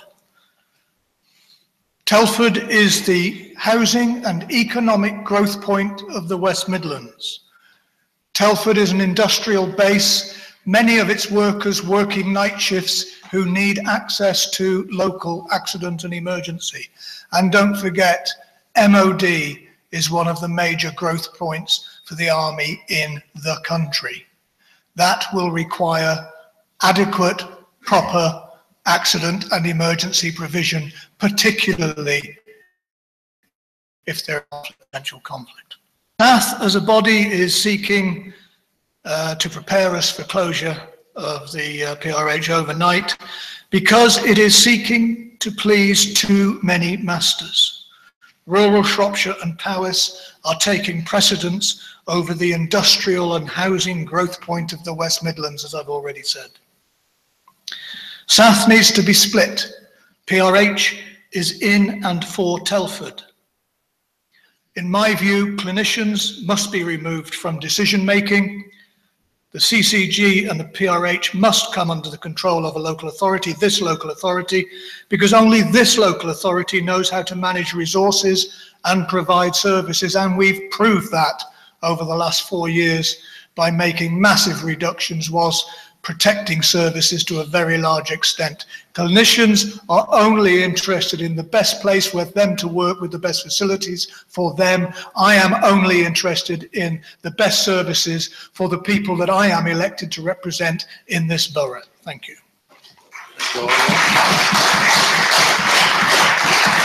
Senator Jackie Seymour.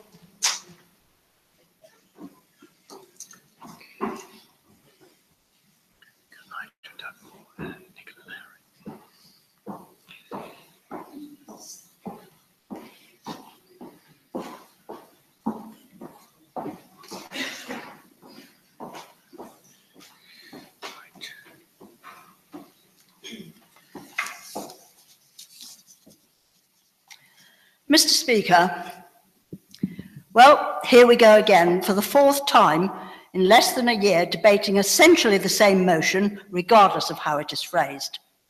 I wonder what it is that has been said on this subject by both me and my colleagues that hasn't yet sunk in. The proposal to potentially close the PRH overnight is not new.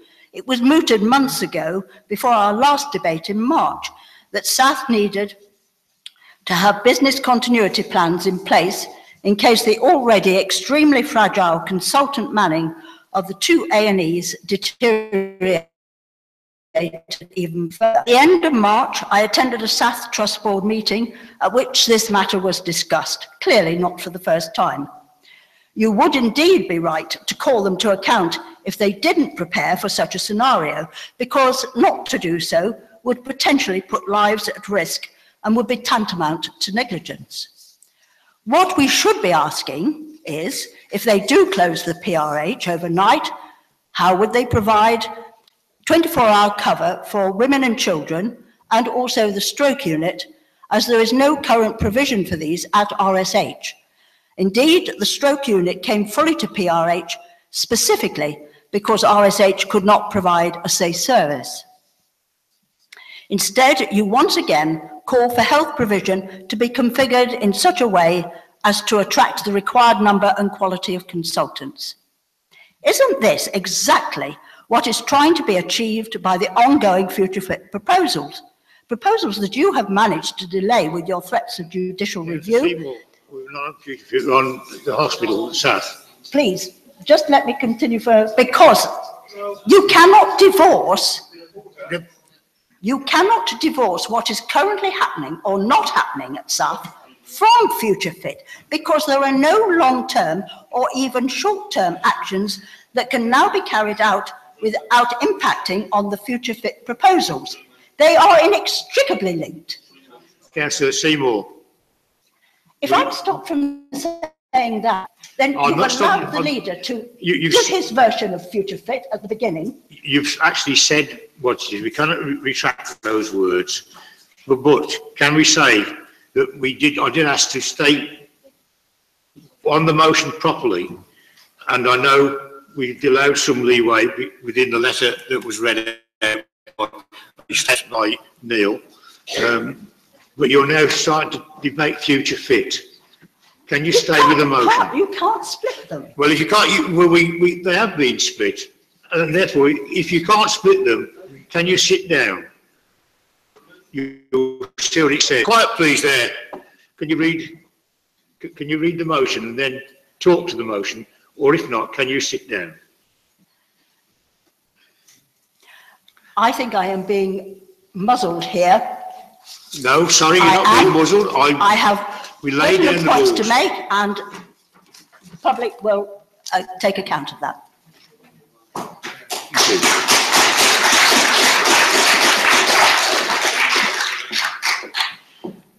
Councillor Nelson.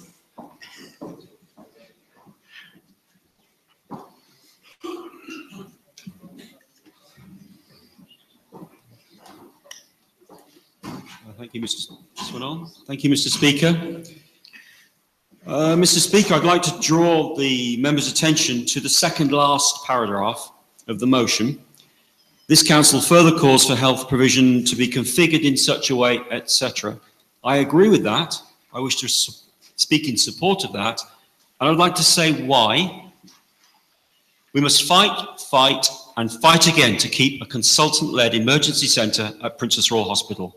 And we must fight to keep the inpatient treatment of women and children at PRH2 that we are told must go with this centre. I believe in social responsibility. This means that we care, the community care, and society cares for those who cannot care for themselves. And when we exercise social responsibility, it is right that we apply priorities. Our priorities are quite clear in some ways for ourselves. We have sayings. We learn them at an early age: women and children first. I'm reluctantly minded to accept this clinician-led proposal, which we won't go into too many details of, that there can only be one emergency centre in the Shropshire region. Working days and night shifts is, and you'll forgive me, Mr. Speaker, a dog's life. At the best of times, short-handed, it's a nightmare. I know, I've done it. There is an argument for consolidation on one site. This reluctantly, it is producer-led model, and that is never in the best interest of you and me, the consumer. However, what we have argued for consistently, and I believe with integrity, is that the consultant-led emergency services and centre and women and children's inpatient with them must be located closer to the point of greatest need. Members will recall the, and I can't use the F word here, impact statement. It was not contested that Telford is the greatest population centre, has a higher proportion of young women and children. I know that children are young too, bear with me. And has the highest proportion of more deprived, less privileged women and children. Telford town itself is growing much more rapidly than elsewhere in its region. It will be a great city one day, while Shrewsbury, and I realise I've written, remains a village, which is disrespectful. Placing the consultant-led emergency centre and women and children's inpatient service with it on the far side of Shrewsbury might as well be on the far side of the moon for our residents most at need. It would be a mandate to be marooned. Plain social justice says stop this endless prevarication, prioritise Princess Royal Hospital. Thank you. Thank you. Councillor Overton.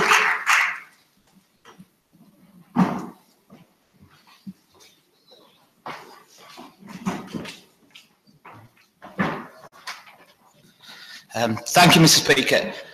The National Health Service is a proud institution, one that saved my life and one I will passionately campaign for. As we know, the NHS was created out of the ideal that good healthcare should be available to all, regardless of wealth, when it was launched by the then Minister of Health, Ireland Bevan, on July 5th, 1948. It was based on three core principles: that it meets the needs of everyone, that it be free at the point of delivery, and that it is based on clinical need and not the ability to pay. This ethos should be at the core of all health trusts and the delivery of services, and I'm very worried that meeting the needs of everyone is one principle that is sadly being eroded. As we see services taken away or downgraded from our community in the shape of hospital transformation. Proposals that would see 30% of services not provided at our hospital that are currently, so if it sounds like a downgrade, would definitely feel like one when you're travelling to Shrewsbury for services you used to get at Telford, then it is a downgrade. Our hospital has its own vision statement. Our vision is to provide the safest and kindest care in the NHS. I'm sure they really do mean it, even though our health trust has secured its own bad press over recent months in relation to its midwife-led units, its facts and forget culture, and also described as hopeless. But now the proposed overnight closure of our A&E in Telford, and the fact that some residents are finding themselves travelling to Shrewsbury for services that should be provided locally, as told to me by a local St George's resident. The health board and bosses say they put patients first. It's written in their values, but then they lock them outside of meetings. It really does show how far from reality they really are and how far from reality they are from their visions and their values. I was told a story witnessed last weekend where a very ill and elderly lady turned up at PRH A&E in desperate need of a doctor.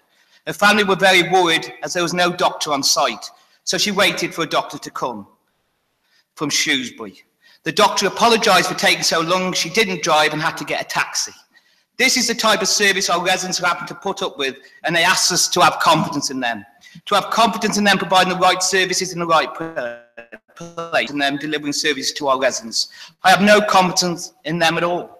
They do not listen, they do not operate to their own vision and values, and they certainly are not wanting to meet the needs of everyone. But despite all this evidence, some prominent politicians tell us we have nothing to worry about, that this council is scaremongering. Well, it'll be on their watch that we see services moving away from Telford. So they need to start standing up and joining us with them fighting against these proposals. And quite rightly, they do have some power to stop this. We have a minority government, so let's be bold, let's be outspoken, let's make Jeremy Hunt and Teresa take notice, and let's make sure our hospital continues to provide the services that our community needs.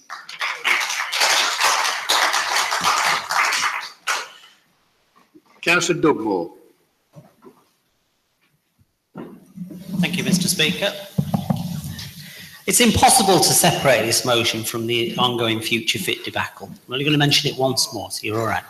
As closing the 24/7 accident and emergency service at the PRH is, I fear, a prelude to what is to come. The staffing crisis is due to the delay in this reconfiguration process. The transformation process has been delayed longer than necessary, and there's been two main reasons for this. The first being the facts and figures of the Future Fit programme clearly indicate that PRH should have consultant-led 24/7 accident and emergency services. As we know, the decision makers appear to be heavily biased towards the RSH, thus attempting to engineer hospital services. Councillor Dugmore. Yeah. How are you basing your arguments on this one? When I clearly said, read the motion, and you'll see that it's separated from Future Fit. Your leader did quite admirably. Why can't you do it? Well, because I'm copying the leader of the council. No, can you stick to the motion on the paper, please? The real worry is really we've got no faith in the staff management board. No, I'm coming on to that. Patience. Mr. Speaker, there isn't a member in this chamber who does not wholeheartedly support the PRH. However, we have to accept the reality of this situation. In the penultimate paragraph supports reconfiguration. The Secretary of State will not intervene.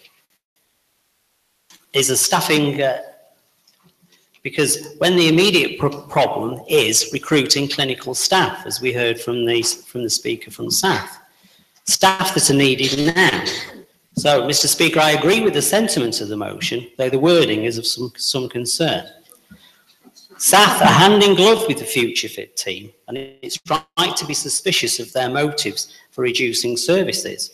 But I acknowledge the position they find themselves in, yet after years of deliberation and millions of pounds later, we found ourselves in crisis.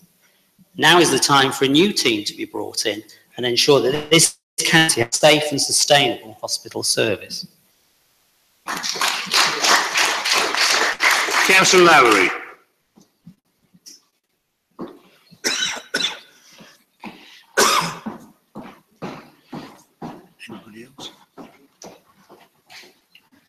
Thank you, Mr. Speaker. I greatly share the concerns of many members across this chamber regarding even the potential overnight closure of the A&E at the PRH. However, I feel it is important that we reassure the public that no decisions have yet been made. Must have a business continuity plan in place. And the question of how you would maintain emergency care in the county if medical staffing levels fell further should be addressed by an open approach, which includes members of the public, stakeholders and clinicians, going through the two accident and emergency services together, and hopefully arriving at a joint understanding of what can be achieved with the infrastructure available on both sites. It is imperative that every step is being taken to avoid suspending services, and that the contingency plans guarantee there will be no downgrade to services that will have a bearing on the future fit process to ensure the safety of patients and the long-term future of our hospitals. There is a threat to emergency departments in both hospitals, and it has been made repeatedly clear that this is not an issue of funding. This is about ensuring services are safe for patients, and the transformation to consolidate services into one emergency centre will allow us to attract the best consultants and bring specialists together into one place to give patients the best possible care. I therefore wholeheartedly agree with the emphasis of this motion that the health provision should be configured in a way at the PRH to attract the required number and quality of consultants. However, for this to happen, Future Fit needs to move ahead and the process has to get underway. The uncertainty surrounding Future Fit has an adverse effect on the Trust's ability to recruit. Councillor Lowery, we're not debating Future Fit. Well, not, Mr. Speaker, but the two are intrinsically linked, as my colleague Jackie Councillor alluded to. This is causing the problem. So to divorce the two is completely illogical. The continued delay are weakening our position, and there's a serious risk to our accident and emergency services. If we do not allow the process to advance, there's a genuine possibility we could lose this opportunity to secure a sustainable future for our communities. The STPs are coming forward, as proposed by the government, in terms of funding, so we need to have ourselves in the strongest position, Mr. Speaker. Councillor Lowery, the motion is about how we provide services now, not how we do it in the future. The Future Fit debate will take place probably in the autumn when they've made their things, which how the service is being done now. Do not solve that problem. You cannot address obviously the shortage of staff, Mr. Speaker. It's absolutely ludicrous. Can you stop the intervention from that side, please? Well, Mr. Speaker, I think it's quite clear tonight. We have an understanding of what is affecting, obviously, recruited consultants on this side. And personally, I am focused on ensuring the best possible service for our patients. And we need to create two vibrant hospitals, which will obviously address the problems we are facing to avoid this happening. So I think it's ludicrous to suggest you can divorce the two.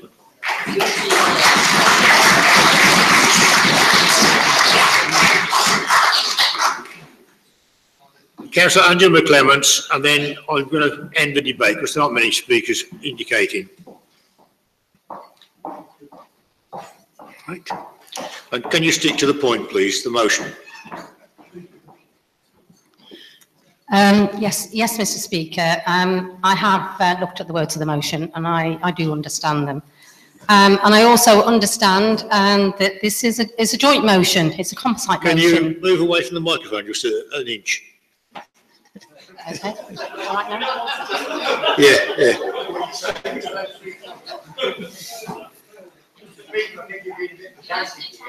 I'm not actually, because she was coming through all muffled. I'm sure I'll be given more time. I'll say it again. If you can start the 3 minutes, it's important to read the words of the motion. It is a joint motion. It's a composite motion, and I fully understand and support it. Although I have to say I wish there wasn't a need to put it forward. But regrettably, we have no alternative. The Labour administration has no confidence, and I'm also clear that our residents have no confidence in the South Management Board being able to now deliver safe and sustainable health services for the people of Telford and Wrekin.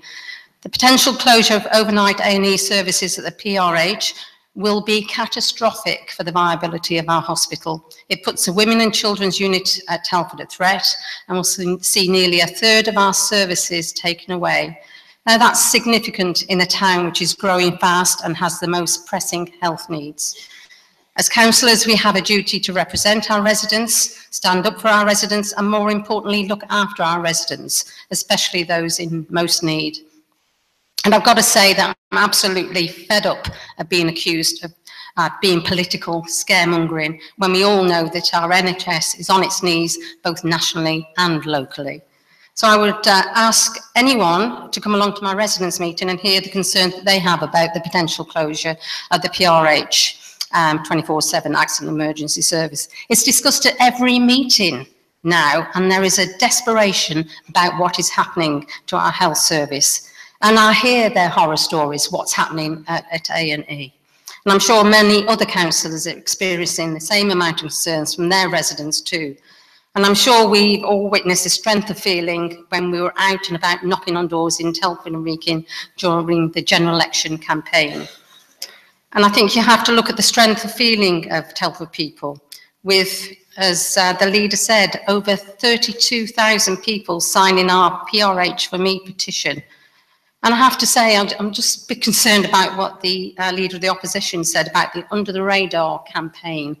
You know, I don't think so. I think it's been the most prominent sort of biggest campaign that we've had across Telford and Wrekin, with the largest petition that we've had, with 32,000 people signing that petition. So not under the radar campaign, not under the radar campaign with my residents in Alston, I can assure you. Now, we've asked the Secretary of State, and I think this is an important part of the motion, and I don't think we've sort of focused on it too much tonight. We've asked the Secretary of State for Health to intervene on a number of occasions, and he's refused.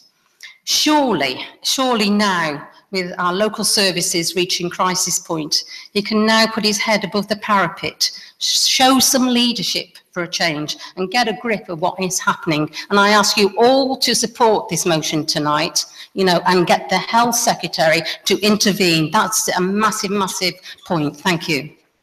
Thank you.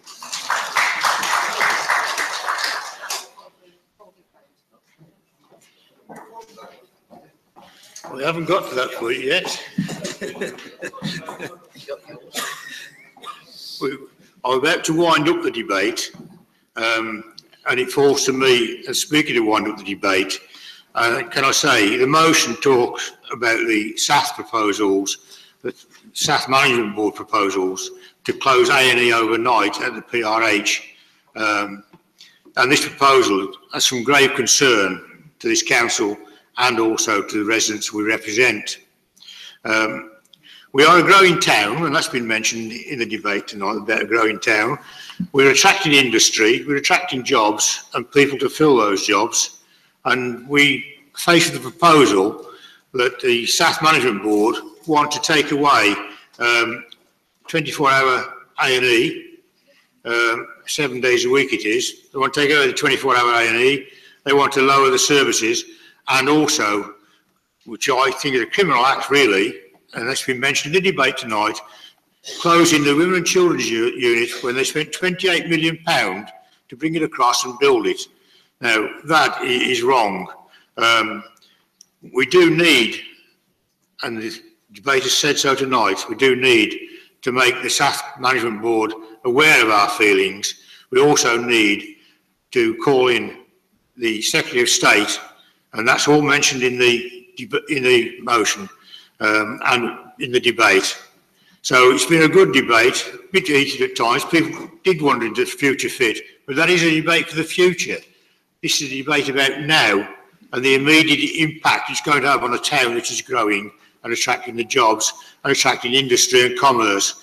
And we need that industry and commerce so the town doesn't stand still and we actually do have the right services to fill those, and that people come know we've got the services to provide the backup.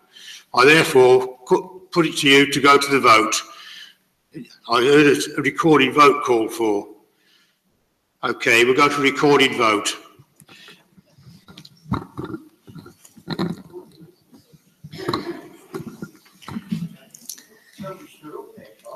They did, they stood up at the wrong time.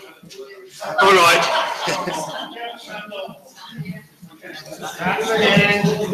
There's enough of them, and you know it's been worked before. Come on. Andrew's worked this one before as well, on the other way. And you have Nigel. Okay, go to the vote. Debbie. Councillor Ashford. Councillor Bentley. Councillor Blundell. Councillor Boylan.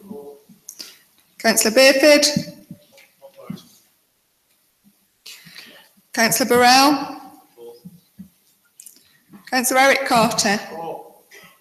Councillor Lee Carter. Councillor Clare.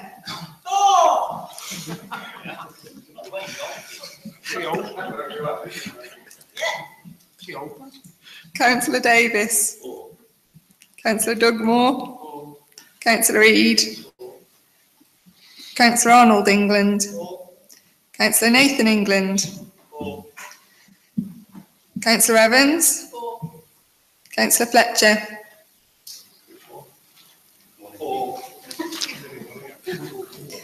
Councillor Francis. Councillor Furnival. Councillor Greenaway. Councillor Guy. Councillor Kiernan. Councillor Lawrence. Councillor Loveridge. Councillor Lowry. Councillor Mason. Councillor McClements. Councillor Mehta. Councillor Minor. Councillor Murray. Councillor Nelson. Councillor Overton. Councillor Pinter. Councillor Shirley Reynolds. Councillor Steve Reynolds. Councillor Rhodes. Councillor Sahota. Councillor Scott. Councillor Seymour. Councillor Charles Smith. Councillor Malcolm Smith. Councillor Tillotson. Councillor Karen Tomlinson. Councillor Bill Tomlinson. Councillor Turley. Councillor Watling. Councillor Wright.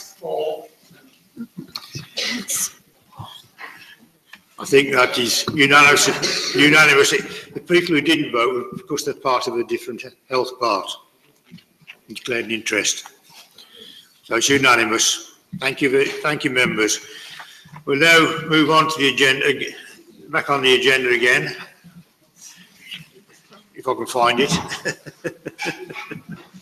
On to item 8, Cabinet decisions made since the last meeting of the Council at Appendix C.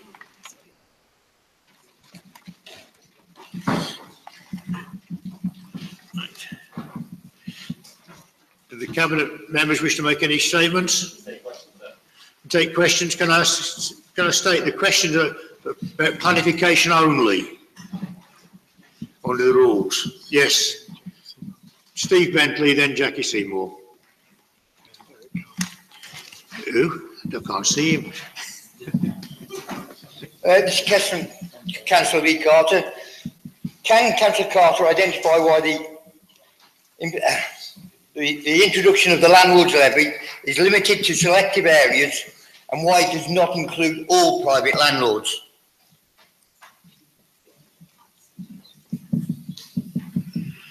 Thank you for the question, Councillor Bentley. All of those areas, as set out in the consultation documentation, the areas selected, and by the way, that consultation was embarked upon because of cross-party support through scrutiny that we should proceed to consultation, but they've been selected on evidence-based criteria, and as I say, all of those criteria are laid down within the consultation pack that is currently out.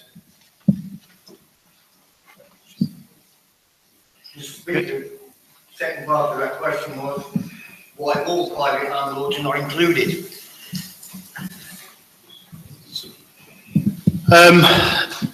Everything, the reasons as to why certain areas are selected and who is selected are set out in the consultation papers. Happy to provide that detail outside of this meeting if required. Thank you, Councillor Carter. Councillor Seymour.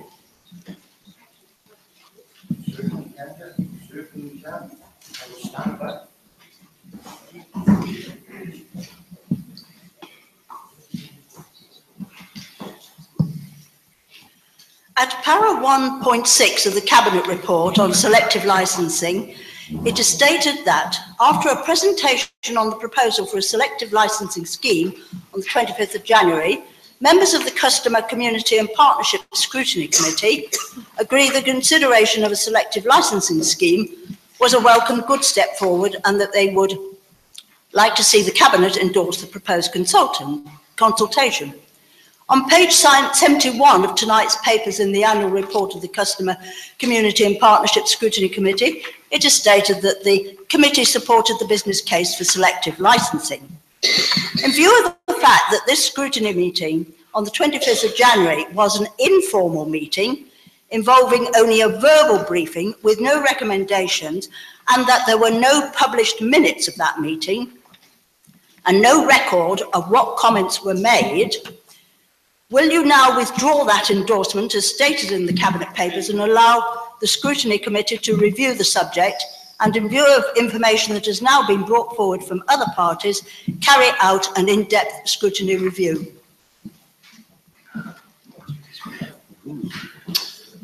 Thank you. Thank you, Councillor Seymour.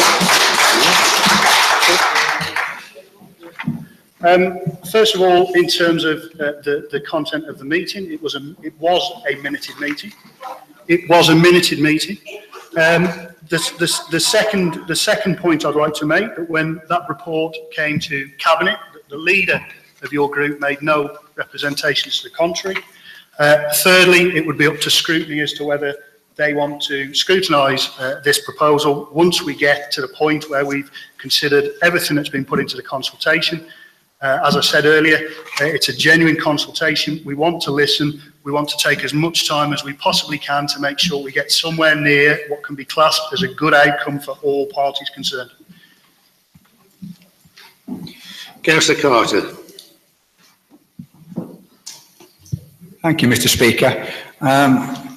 I would think that you would have a good idea what I might be asking a question of, but I'm not quite sure which Cabinet member would take this. There have been some changes, I know. Well, ask it next week. Well, it's regarding 256, which is the Telford land deal. Because in the past, when I've touched on the work that was done by this administration some years ago, a certain number of people sniggered as though it didn't actually happen. Well, for their benefit, I have got the agenda here from dated 2nd of August 2010, just in case anybody doesn't believe me, I've got it here.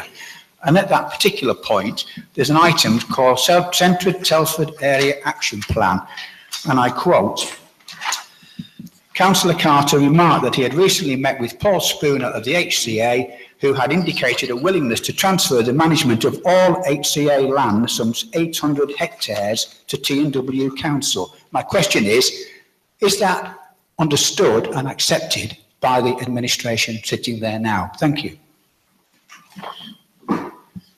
Mr. Speaker, as I've previously said, I welcome Councillor Carter's contribution in 2010. It's to be recognised, I'm sure he does, that the land deal has only been in operation for the last year, and that the investment that this council is putting into the land deal was voted against by the party opposite. Councillor Eade. Okay. Thank you, Speaker. Could I ask Councillor Overton if he could update us on the potential effect that selective licensing would have on homelessness in the borough, and what forecasts have been prepared to try and ascertain the scale of any problem? I'll answer that on behalf of Councillor Overton. He's obviously not able to answer that, and that, again, that's a principle that's been established for a while now. I believe all aspects of selective licensing and its impact have been taken into consideration, as well as all other information that has been given to us through the consultation. And I repeat again, that consultation is going to be genuine. We want as many people, including members opposite, to engage as possible. We will take our time with it, we will listen to what is said, and we will come to what can be considered as close to a good outcome for all people, all parties involved as possible. Because actually, fundamentally, I think we all agree, we don't want there to be a negative impact in any way as a result of this, but we all agree that actually we have to do something to improve the standard of some accommodation in the private rented sector. Councillor Dugmore, did you have a question? Yeah, thank you, Mr. Speaker. I've got question 2.4.2, the 29th of June, procurement update report, page 46. Telford and Wrekin has some of the worst health statistics in the entire country. Service reductions are blamed on government cuts. Could the Cabinet member justify taking £280,000 from the health and wellbeing budget to pay for Telford and Wrekin Council's 50th celebration events? Speaker, I'll answer that. Fundamentally untrue. What is true is the significant and short-sighted cuts from government upon our public health budget.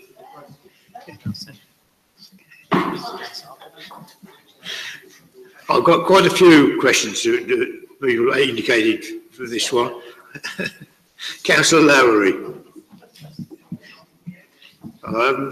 Andrew wants a second bite of the cherry as well. Thank you, Mr. Speaker.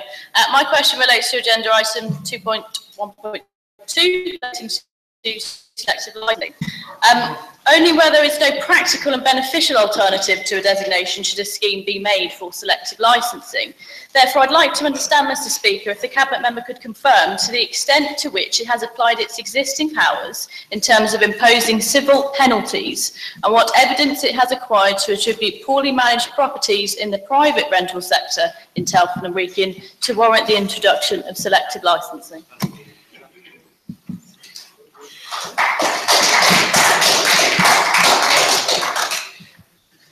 Mr. Speaker, I think we do need some clarification on declarations of interest at some point, which I think we need to pick up in relation to members who own properties in both selected areas and non-selected areas. In terms of an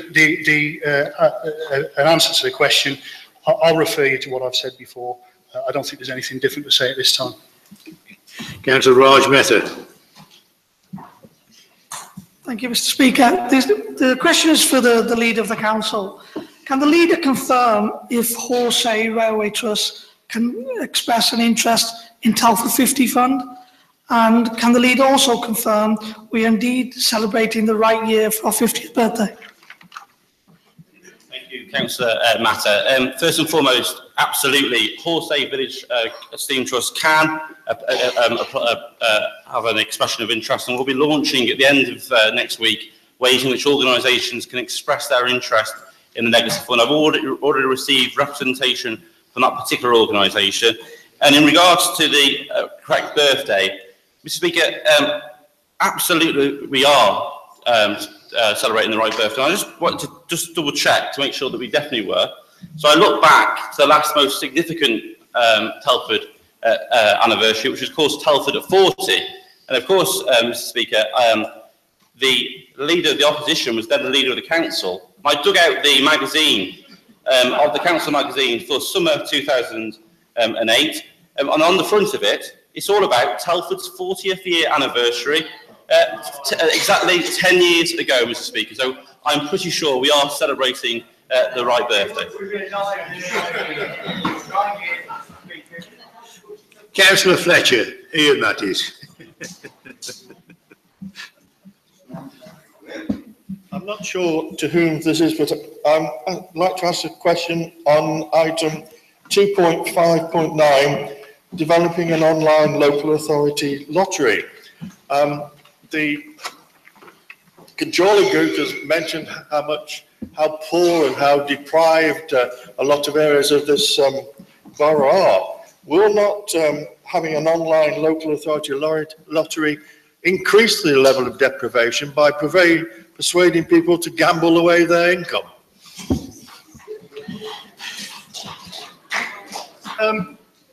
Thanks, Councillor Fletcher, for the question. I think the principles of the online lottery are set out and are quite clear what it aims to do. It aims to help those smaller organisations who are doing so much within our community and are probably likely to have to do more as we go forward and the cuts start to bite. It's a way of supporting those. In terms of impact on gambling, you'll see within the report at section 11, I believe it is, that there has been an analysis taken, an impact assessment, undertaken of the impact in terms of potential for increasing problem gambling. And I think the answer to your question is probably no. Councillor Nathan England. 2.5.4 to Councillor Paul Wattle, please. As a governor of Grange Park Primary School, could I thank you and your officers, and in particular Jim Collins, for your creative and inspiring approach to the BSF programme in Telford.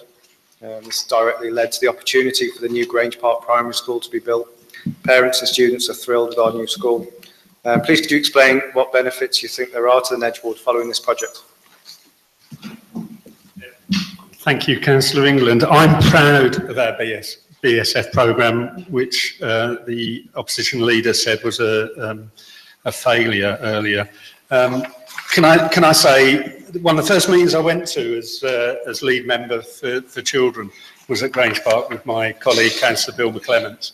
We came across over 400 angry parents who were angry because their children were for 4 years left in demountable classrooms, and were asking what was going to happen about their children's education. That's 400 children who are now in a new built school at Grange Park, which has only been able to happen because of the changes this Labour authority made to the Building Schools for the Future programme. I'm proud of that. I'm proud that we've got enough places. In fact, we've got excess places in our town for secondary school children, excess places in our town for secondary school children. Again, scaremongering from the opposition that we don't have enough places. We have excess places, and we have excess places because of our Building Schools for the Future programme, which, if the Tories' plans had gone ahead, 2 of those schools would have been under threat of closure, this year. Now, we have built 2 schools. I will be happy to go and tell the people of Priors-Lee about the fact that the Tory party are not happy with the new school that was built there. I'm happy to go to the people of Wellington and say that we built a new Charlton school for the people of Wellington when the Tory administration weren't prepared to do that. I tell you, Councillor Bentley, You're not. Be quiet. As I said to you before, we have excess places in secondary schools now because of the BSF plans, and I'm proud of that. And this council should be proud of having so many more schools built under the BSF programme, which I have to say was also a Labour government policy. Councillor Reid, you indicated you had another point for clarification. Yes, it was just to clarify the point that the council already has existing powers that it could use in place of actually putting in the landlord scheme. That those powers exist, they're there to be used. We could use them now. We haven't used them in the last 5 years, which indicates to me that there isn't a problem there, and that this whole scheme is actually a money-raising scheme to try and pay for the council's enforcement action. Councillor Clark, do you want to reply to that? If I have to, yes, I suppose I better I'd reply. Totally incorrect to claim, totally incorrect and misleading to claim that we have not used enforcement powers over the last 5 years. Totally incorrect, totally misleading. And the notion that it is a money-making scheme, again, is not. Absolutely not. Couldn't be further from the truth. I'll tell you what this is based on.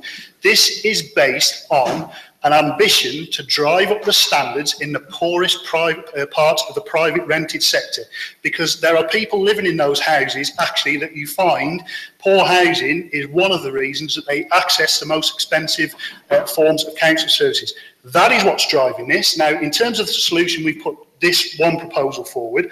I would suggest that rather than hot air in the Shropshire Star, rather than hot air and sponsored Facebook pages, engage in a consultation. Let's have a proper, meaningful consultation, and let's get to a solution in as much time as we need to come to an outcome that is satisfactory to all parties involved.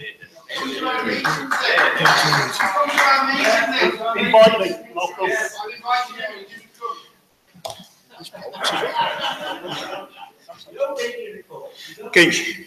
Okay. Councillor Tomlinson. Thank you, Mr. Speaker. My question also relates to selective licensing. The Conservative members opposite have been quite vocal tonight, quite rightly so in some ways, to support the interests of private landlords.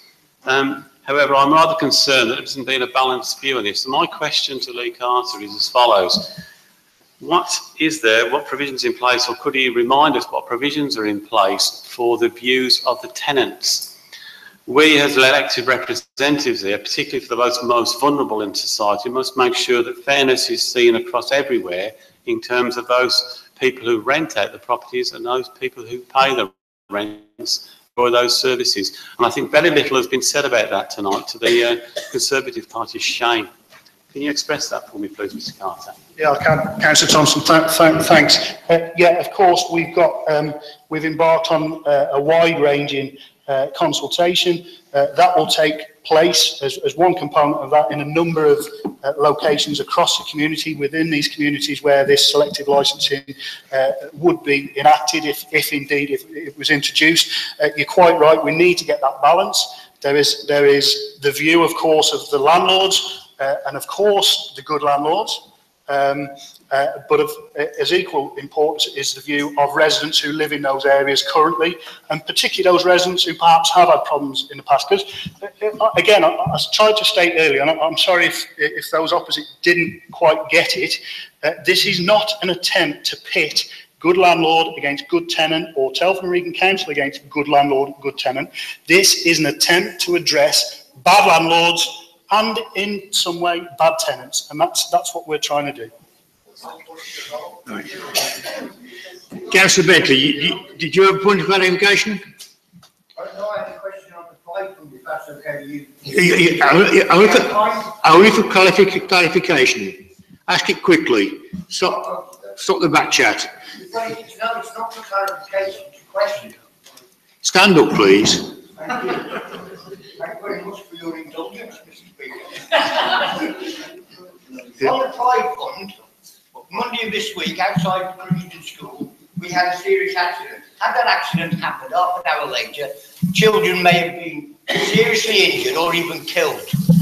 I would like the leader to commit £100,000 out of that fund for safety measures outside Cruisington School and Cruisington Crossroads, please.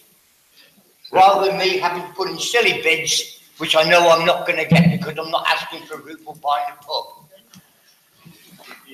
Speaker, first, in regards to the very specific and serious issue outside the school, it's unfortunately been raised in this way. I'll ensure that myself and the relevant cabinet member and officers look into the very serious issue that he raises. In regards to the wider issue, Mr. Speaker, I was asked to open Edgemond Visual Community Extension, where Councillor Bentley attended, a scheme which benefited from the Community Pride Fund. The party opposite voted against and turned up to the opening hoping to get credit for it. I think we've had enough clarification. We've got to the end of the allotted time almost, so I think you ought to go and see the leader after the meeting. Okay, item 9, recommendation from Cabinet. This is Councillor Lee Carter again. It's Lee Carter's night. Yeah, what a night. Yeah, recommendation from Cabinet. I'd like to move recommendations A, B. Councillor, well, on this report. Yeah, I know it's 30 pages, but I've read it. Yeah, but can you let him move it first? Right. Yeah. It's not about picture fit.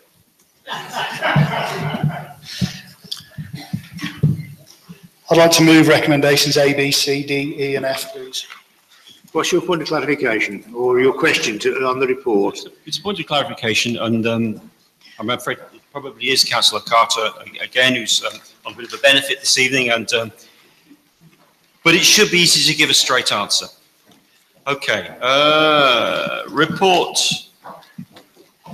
Glasses on, forgive me, can't see a thing. Page 33 of the yellow pages, top of the page, which is 1.4. We will read new place totaling £500,000 during 16-17, net of additional interest and marginal costs. If you move forward to page 44, we come to 7.3, which is at the bottom of the page, in the middle of that paragraph, net of marginal interest and other costs. Which is it, please? In effect, both the same, because no, because in effect, the results are there to see. So it doesn't matter about the wording.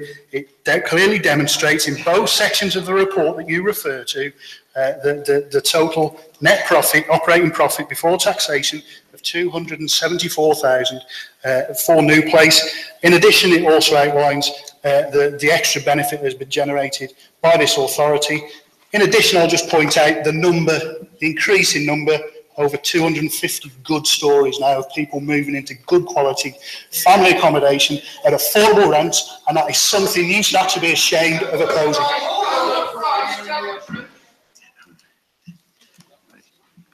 Is there any further debate on this report?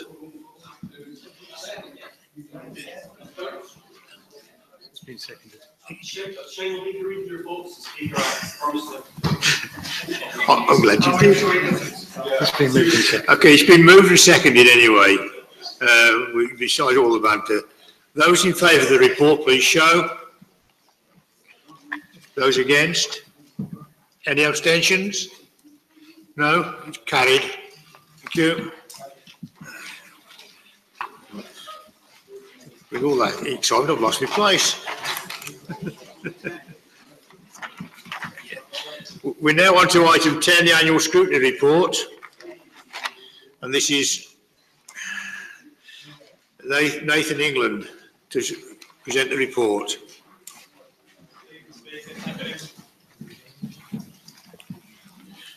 Firstly, I'd like to begin by expressing my thanks and best wishes to Councillor Shirley Reynolds, who has been a lead scrutiny member for a number of years and has now taken a position as Cabinet Member. The annual report highlights areas where elected members have worked on a cross-party basis to look in detail at some of the most important issues facing residents of the borough. Concerns around the future of hospital provision in Telford and Wrekin and Shropshire continues to be a major concern, and the work of the Joint Health Overview and Scrutiny Committee has been imperative and will continue to be of utmost importance in ensuring that elected members are consulted on proposals and that the concerns of local residents, patients, service users and other stakeholders are taken into account during the Future Fit process. Child sexual exploitation remains prominent in the minds of the Council and members of the public. The Children and Young People Scrutiny Committee continues to provide a robust challenge to the Council and its partners to demonstrate that they are doing everything possible to safeguard young people. Whilst these are significant areas of work, scrutiny's remit is wide-ranging, and the highlights of each committee's work is detailed within the annual report. It is important to remember that we're not experts in every subject that we scrutinise. Therefore, I want to thank everyone who has contributed to the work of scrutiny, the members of the committees, officers who have worked with us, service users, partner organisations, and the Cabinet members who have been held to account by the Management Board and responded positively to our recommendations. Just while I have the time, please can I list some of the ways that residents can get involved in future scrutiny work. They can make suggestions for a subject to be scrutinised. They can come to scrutiny committee meetings to hear the debates. They can put forward their views as part of a scrutiny review, or they can become a co-optee on one of our scrutiny committees. Finally, I'd like to thank the Demographic and Scrutiny Services team, and in particular Fiona Bottrell and Stephanie Jones, who have recently left the Council, for their dedication and support over the years. Thank you, Councillor England. Any debate on the report? Accept the report? Thank you. We now come to item 11, the recommendations from boards and committees, the Audit Committee, and this is Councillor Rob Sloan. Thank you, Mr. Speaker. So you're now on the green paper, and it's Appendix B, which falls to the full council rather than the Audit Committee. And this is the Telford and Wrekin Anti-Fraud and Corruption Policy. It talks about culture, the cooperative values, including open and honesty. I presume that we are going to be having a debate about that later on. But just in case we don't get there, I am asking all councillors to recommit to zero tolerance in respect of fraud, bribery and corruption. And if any members believe that they have any evidence to the contrary, they should take appropriate action. That's the duty placed before them. I'd also bring to your attention paragraphs 3.31 about potential conflict of interest. I think it's something that we need to do some more work on, and I'd bring members' attention to the Committee on Standards of Public Life, who issued its annual report last week and made some mention about planning and other issues in this area, and I think either the Standards or the Constitution Committee need to do some further work. Finally, on publicity, could I draw Council's attention about the publicity we use to deter fraud, and to welcome the fact that you can now, we've now extended the Council's everyday app to include fraud reporting to make it easier for the public to report suspected cases. Thank you, Councillor Sloan. Any debate on the issue? The recommendation seconded? All those in favour, please show. I think that's carried unanimously. Thank you. We now come then to item 12, the questions from members to cabinet members or whoever. Can I remind members that you've 2 minutes for the question to ask the question, 2 minutes for the answer, and 2 minutes for the supplementary to get one, and 2 minutes to answer that. But the one question, Stephen Bentley, is actually put in 3 or 4 parts. Does that mean I get 6 minutes? You get 2 minutes to ask the question. Okay. First question from Councillor Scott to Councillor Overton. Thank you, Mr. Speaker. The areas in and around Newport are regularly being visited by unlicensed scrap dealers who trawl the town looking for easy hits on scrap.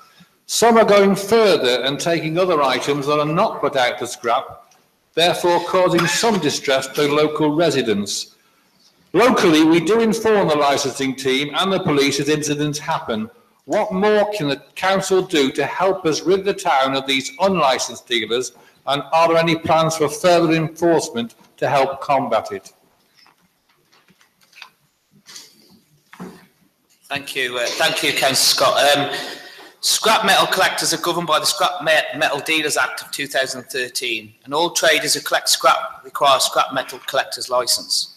Between October 2013 to October 2016, the council licensed 30 scrap metal collectors. Since October 2016, despite making contact with the traders, only 16 have renewed their licence. Since February of this year, the licence service has received a number of calls from one particular licensed scrap metal trader. He has complained that the area of Newport has been targeted by a number of unlicensed traders. We have asked the licensed traders to help us by taking a note of the vehicle and registration numbers, together with location and dates and times when the vehicle is seen. The licensing team have also met with West Mercia Police to update police officers of the Scrap Metal Dealers Act so that we can work together to address this problem. They have been fully briefed on what to do in the case of witnessing an unlicensed scrap metal dealer. In June of this year, as a result of intelligence provided, the owner of one vehicle was stopped by West Mercia Police. The driver was cautioned and then arrested for failing to produce a valid scrap metal collector's licence, and the licence department of the council are undertaking prosecution proceedings. On the 4th of July, despite being cautioned and arrested, the owner of the same vehicle again appeared within the area of Newport, and clearly this matter is extremely frustrating, as neither the police or the authority have the powers to actually seize a vehicle. Our powers allow us to prosecute, and I confirm that's exactly what we are doing.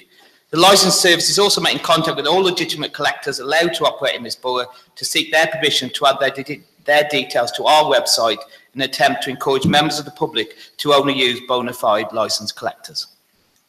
Thank you. Supplementary? I do, yes, and thank you for that response.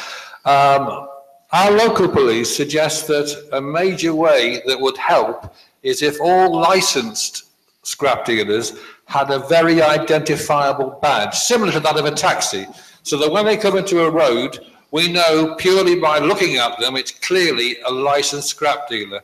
Would you in any way, your department or certainly the council, assist us in making that happen, please? Thank you, Peter. We have recently run a press campaign entitled Let's See Your Badge, which all licensed scrap metal dealers have to display to inform the public of this problem. We are also encouraging the public and our colleagues on the town and parish councils to be vigilant and report any unlicensed traders to the council. And we'll be running further social media campaigns to raise awareness and to ask for public support. We recognise that Newport is an area being routinely targeted. The licensing service and the council are doing everything possible to address this matter with a forthcoming enforcement exercise planned, and with an effective social media campaign, we hope to successfully address these concerns. But also the idea of some type of sticker like the taxi cabs is something I can talk to officers about. Thank you. Councillor Bentley. Thank you, Mr. Speaker. I appreciate people usually regard me as being flippant, but this is far from flippant. Is the leader in a position to provide the Chamber with details of actions he has implemented following the obviously preventable Grenfell Tower fire tragedy, with A, confirmation this authority has no buildings, either owned or leased, which are encased with inferior or non-retardant fire materials? B, begun a process to engage with private owners, social landlords, developers, to eliminate the possibility or risks to safety, substantial, I've got to get the word out there, materials posed, and C, agree to a cross-party independent scrutiny group to formulate a planning policy that can be incorporated into new development plan, which ensures that developers will be expected to deliver the most stringent requirements of safety incorporated into any application for development above a height of 6 stories. Many thanks, Councillor Bentley, for your very important question, and you're right. This is a very serious issue that you've raised, and I thank you for raising it following the horrific events in the borough of Chelsea and Kensington. I know I speak for everyone in this chamber and in our community that the event was horrific, and that our prayers and love are with the families that are affected. Following the incident, I asked for an urgent review of our own emergency planning protocols and asked for assurances in respect to how this borough would deal with such an incident. I've been informed by officers that we would have dealt with matters very differently to that of the borough of Chelsea and Kensington. Lessons that have already been learned and will be learned following the national review will be fed into our emergency planning. Mr. Speaker, given the importance of these questions, I hope that you would just bear with me while I give very specific and detailed responses to the questions that Councillor Bentley raises. I can confirm that all council-owned buildings, including schools, were checked for cladding issues and have been reviewed, and we've also reviewed all fire assessments. As members would expect, we have been working very closely with the fire and rescue service in this regard. Central government have required us to supply details of any building we own or use for education or residential purposes of 4 stories high or more, and we've confirmed that we don't have any that fall within that category. In relation to cladding, we confirm that none of our buildings have been overclad. We are also aware that the government's property unit are now overseeing checks in relation to the aluminium composite material across priority buildings within the public sector, such as schools and hospitals. Again, however, again, I am told that we don't have any buildings that fall within that area of concern. In addition, our building control officers have also inspected all residential buildings within the borough over 18 metres in height. There are 4 residential buildings within this category, 3 of which are owned by Wrekin Housing Trust and the 4th within private ownership. None of these properties are cladded with this material. General support and guidance has been provided to schools and the council's core buildings regarding fire safety and fire risk assessments. In respect of the private owners, social landlords, developers, about eliminating the possibility or risks to safety of substandard material, I can confirm that the council has been in contact with all social landlords in the borough to ensure that they have provided all the necessary risk assessment information to the government around the cladding risks. We have not been made aware of any concerns. We are also in the process of communicating with all licensed HMOs, licensed premises and residential care homes, reminding them of their duty of care under the Housing Act 2004. Moreover, we have worked closely with the Shropshire Fire and Rescue Service in respect of advice and guidance around fire safety within tower blocks within our borough. The horrific incident has led to a public inquiry, and the council's building control team will comply with any government-backed recommendation that arise from this. All new buildings and improvements are subject to building control regulations, which are set nationally and the council are not able to vary these on a local basis. The council's building control team have already engaged with social housing providers to ensure that they have received the government's guidance and advice to carry out fire risk assessments and ensure tenants' fire briefings are current and identify issues in respect of buildings that contain aluminium composite material cladding. In respect to Councillor Bentley's call for a cross-party scrutiny group, the major consideration here is the national building regulations, which are set nationally and not enforced through either the development plan policies or their conditions. However, I'm sure that the chair of the Scrutiny Assembly and members of that Assembly have heard his call for work in respect of this area. I'm sure that as long as it is in scope and it relates to the council's obligations, they will look at that in their future work programme. This council has been proactive in our engagement with social landlords and developers, and we, through the building control team, will ensure that the development process comply with the building control regulations, which draw attention to any risk to safety or substandard materials. Of course, there have been major failings for those responsible, and those responsible, either directly or indirectly, must feel the full force of the law. At least there's been a major breach of duty of care, and at worst, manslaughter has been committed. The public inquiry, without fear or favour, must now examine the who, the when, the what, and how this terrible incident could be avoided and will be avoided again in the future. Mr. Speaker, there is also a question for the government here. When building regulations are relaxed, as it seems to be in this case, when council's funding is cut, so there's less building inspectors, less planning inspectors, less emergency events officers, and when the fire services are cut, so we have less firefighters with outdated or not enough equipment, there are all consequences. And sadly, on this occasion, there have been 280 real-life human consequences of people losing their lives. Supplementary, Councillor Bentley. Thank you, Mr. Regan. Yeah, as the does come up the supplementary. First and foremost, whilst we do have the building controls implemented nationally, quite evidently, they were circumnavigated in some way at Grenfell Tower. What I'm asking for in C is a policy formulated by an independent group of councillors here that make sure that we have the most stringent regulations and developers understand it. Government cuts have got nothing to do with how developers circumnavigate the planning system, and that happens all too frequently. Mr. Speaker, as I've already said, the building regulations are the things that developers have to, by law, comply with. If the council were to enhance or vary those building regulations, and developers are able to appeal that policy and judicial review it. In respect of your latter point, Councillor Bentley, I think that there is an issue here of building controls and regulations that have been relaxed. I think there is an issue of building control regulations not being enforced, and I think there is a direct link in respect of those issues in terms of less resources for councils of all political persuasions to inspect. And I think if you look at the cross-party LGA response to this, it pretty much chimes with what I've said this evening. I'm sorry that you don't feel that you can support that. Thank you. Councillor Andrew Eade.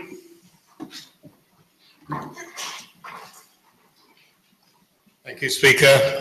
Would Councillor Overton clarify the status of sites H1 and H13 in the local plan, now that the inspector has recommended their removal from the council's local plan?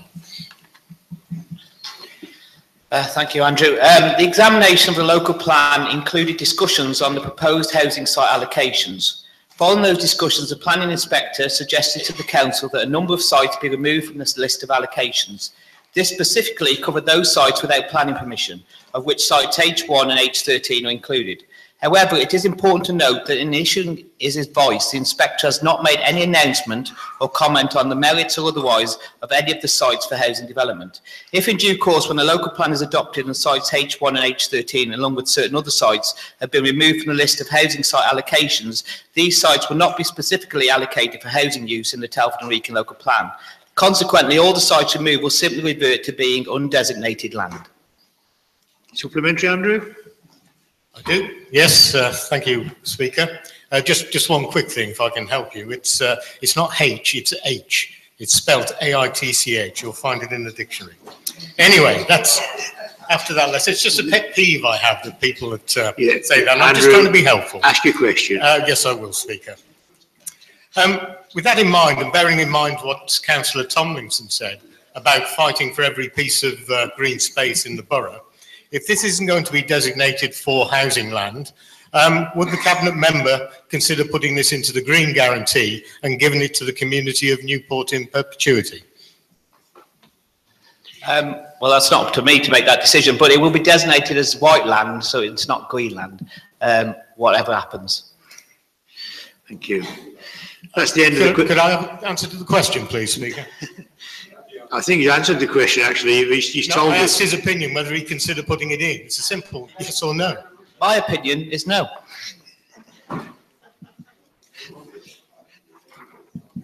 Right. I think he said that when he's answered, but he was a roundabout way of doing it. We now come to item 13, the notice of motion. And Councillor Eade to move the following motion. Right, thank you, Speaker. In view of one or two things that have been said tonight about cooperation and working together, I've decided to withdraw this motion, so it gives a bit of breathing space where we can sit down and try and sort out working relationships that have been discussed earlier. They are absolutely intrinsic to the way this council works, and quite frankly, they're not working at the moment. Thank you, Councillor Eade. Does Councillor Dugmore agree with that? Yeah. The motion is withdrawn. We now come to the end of the meeting then, and thank you all for your attendance.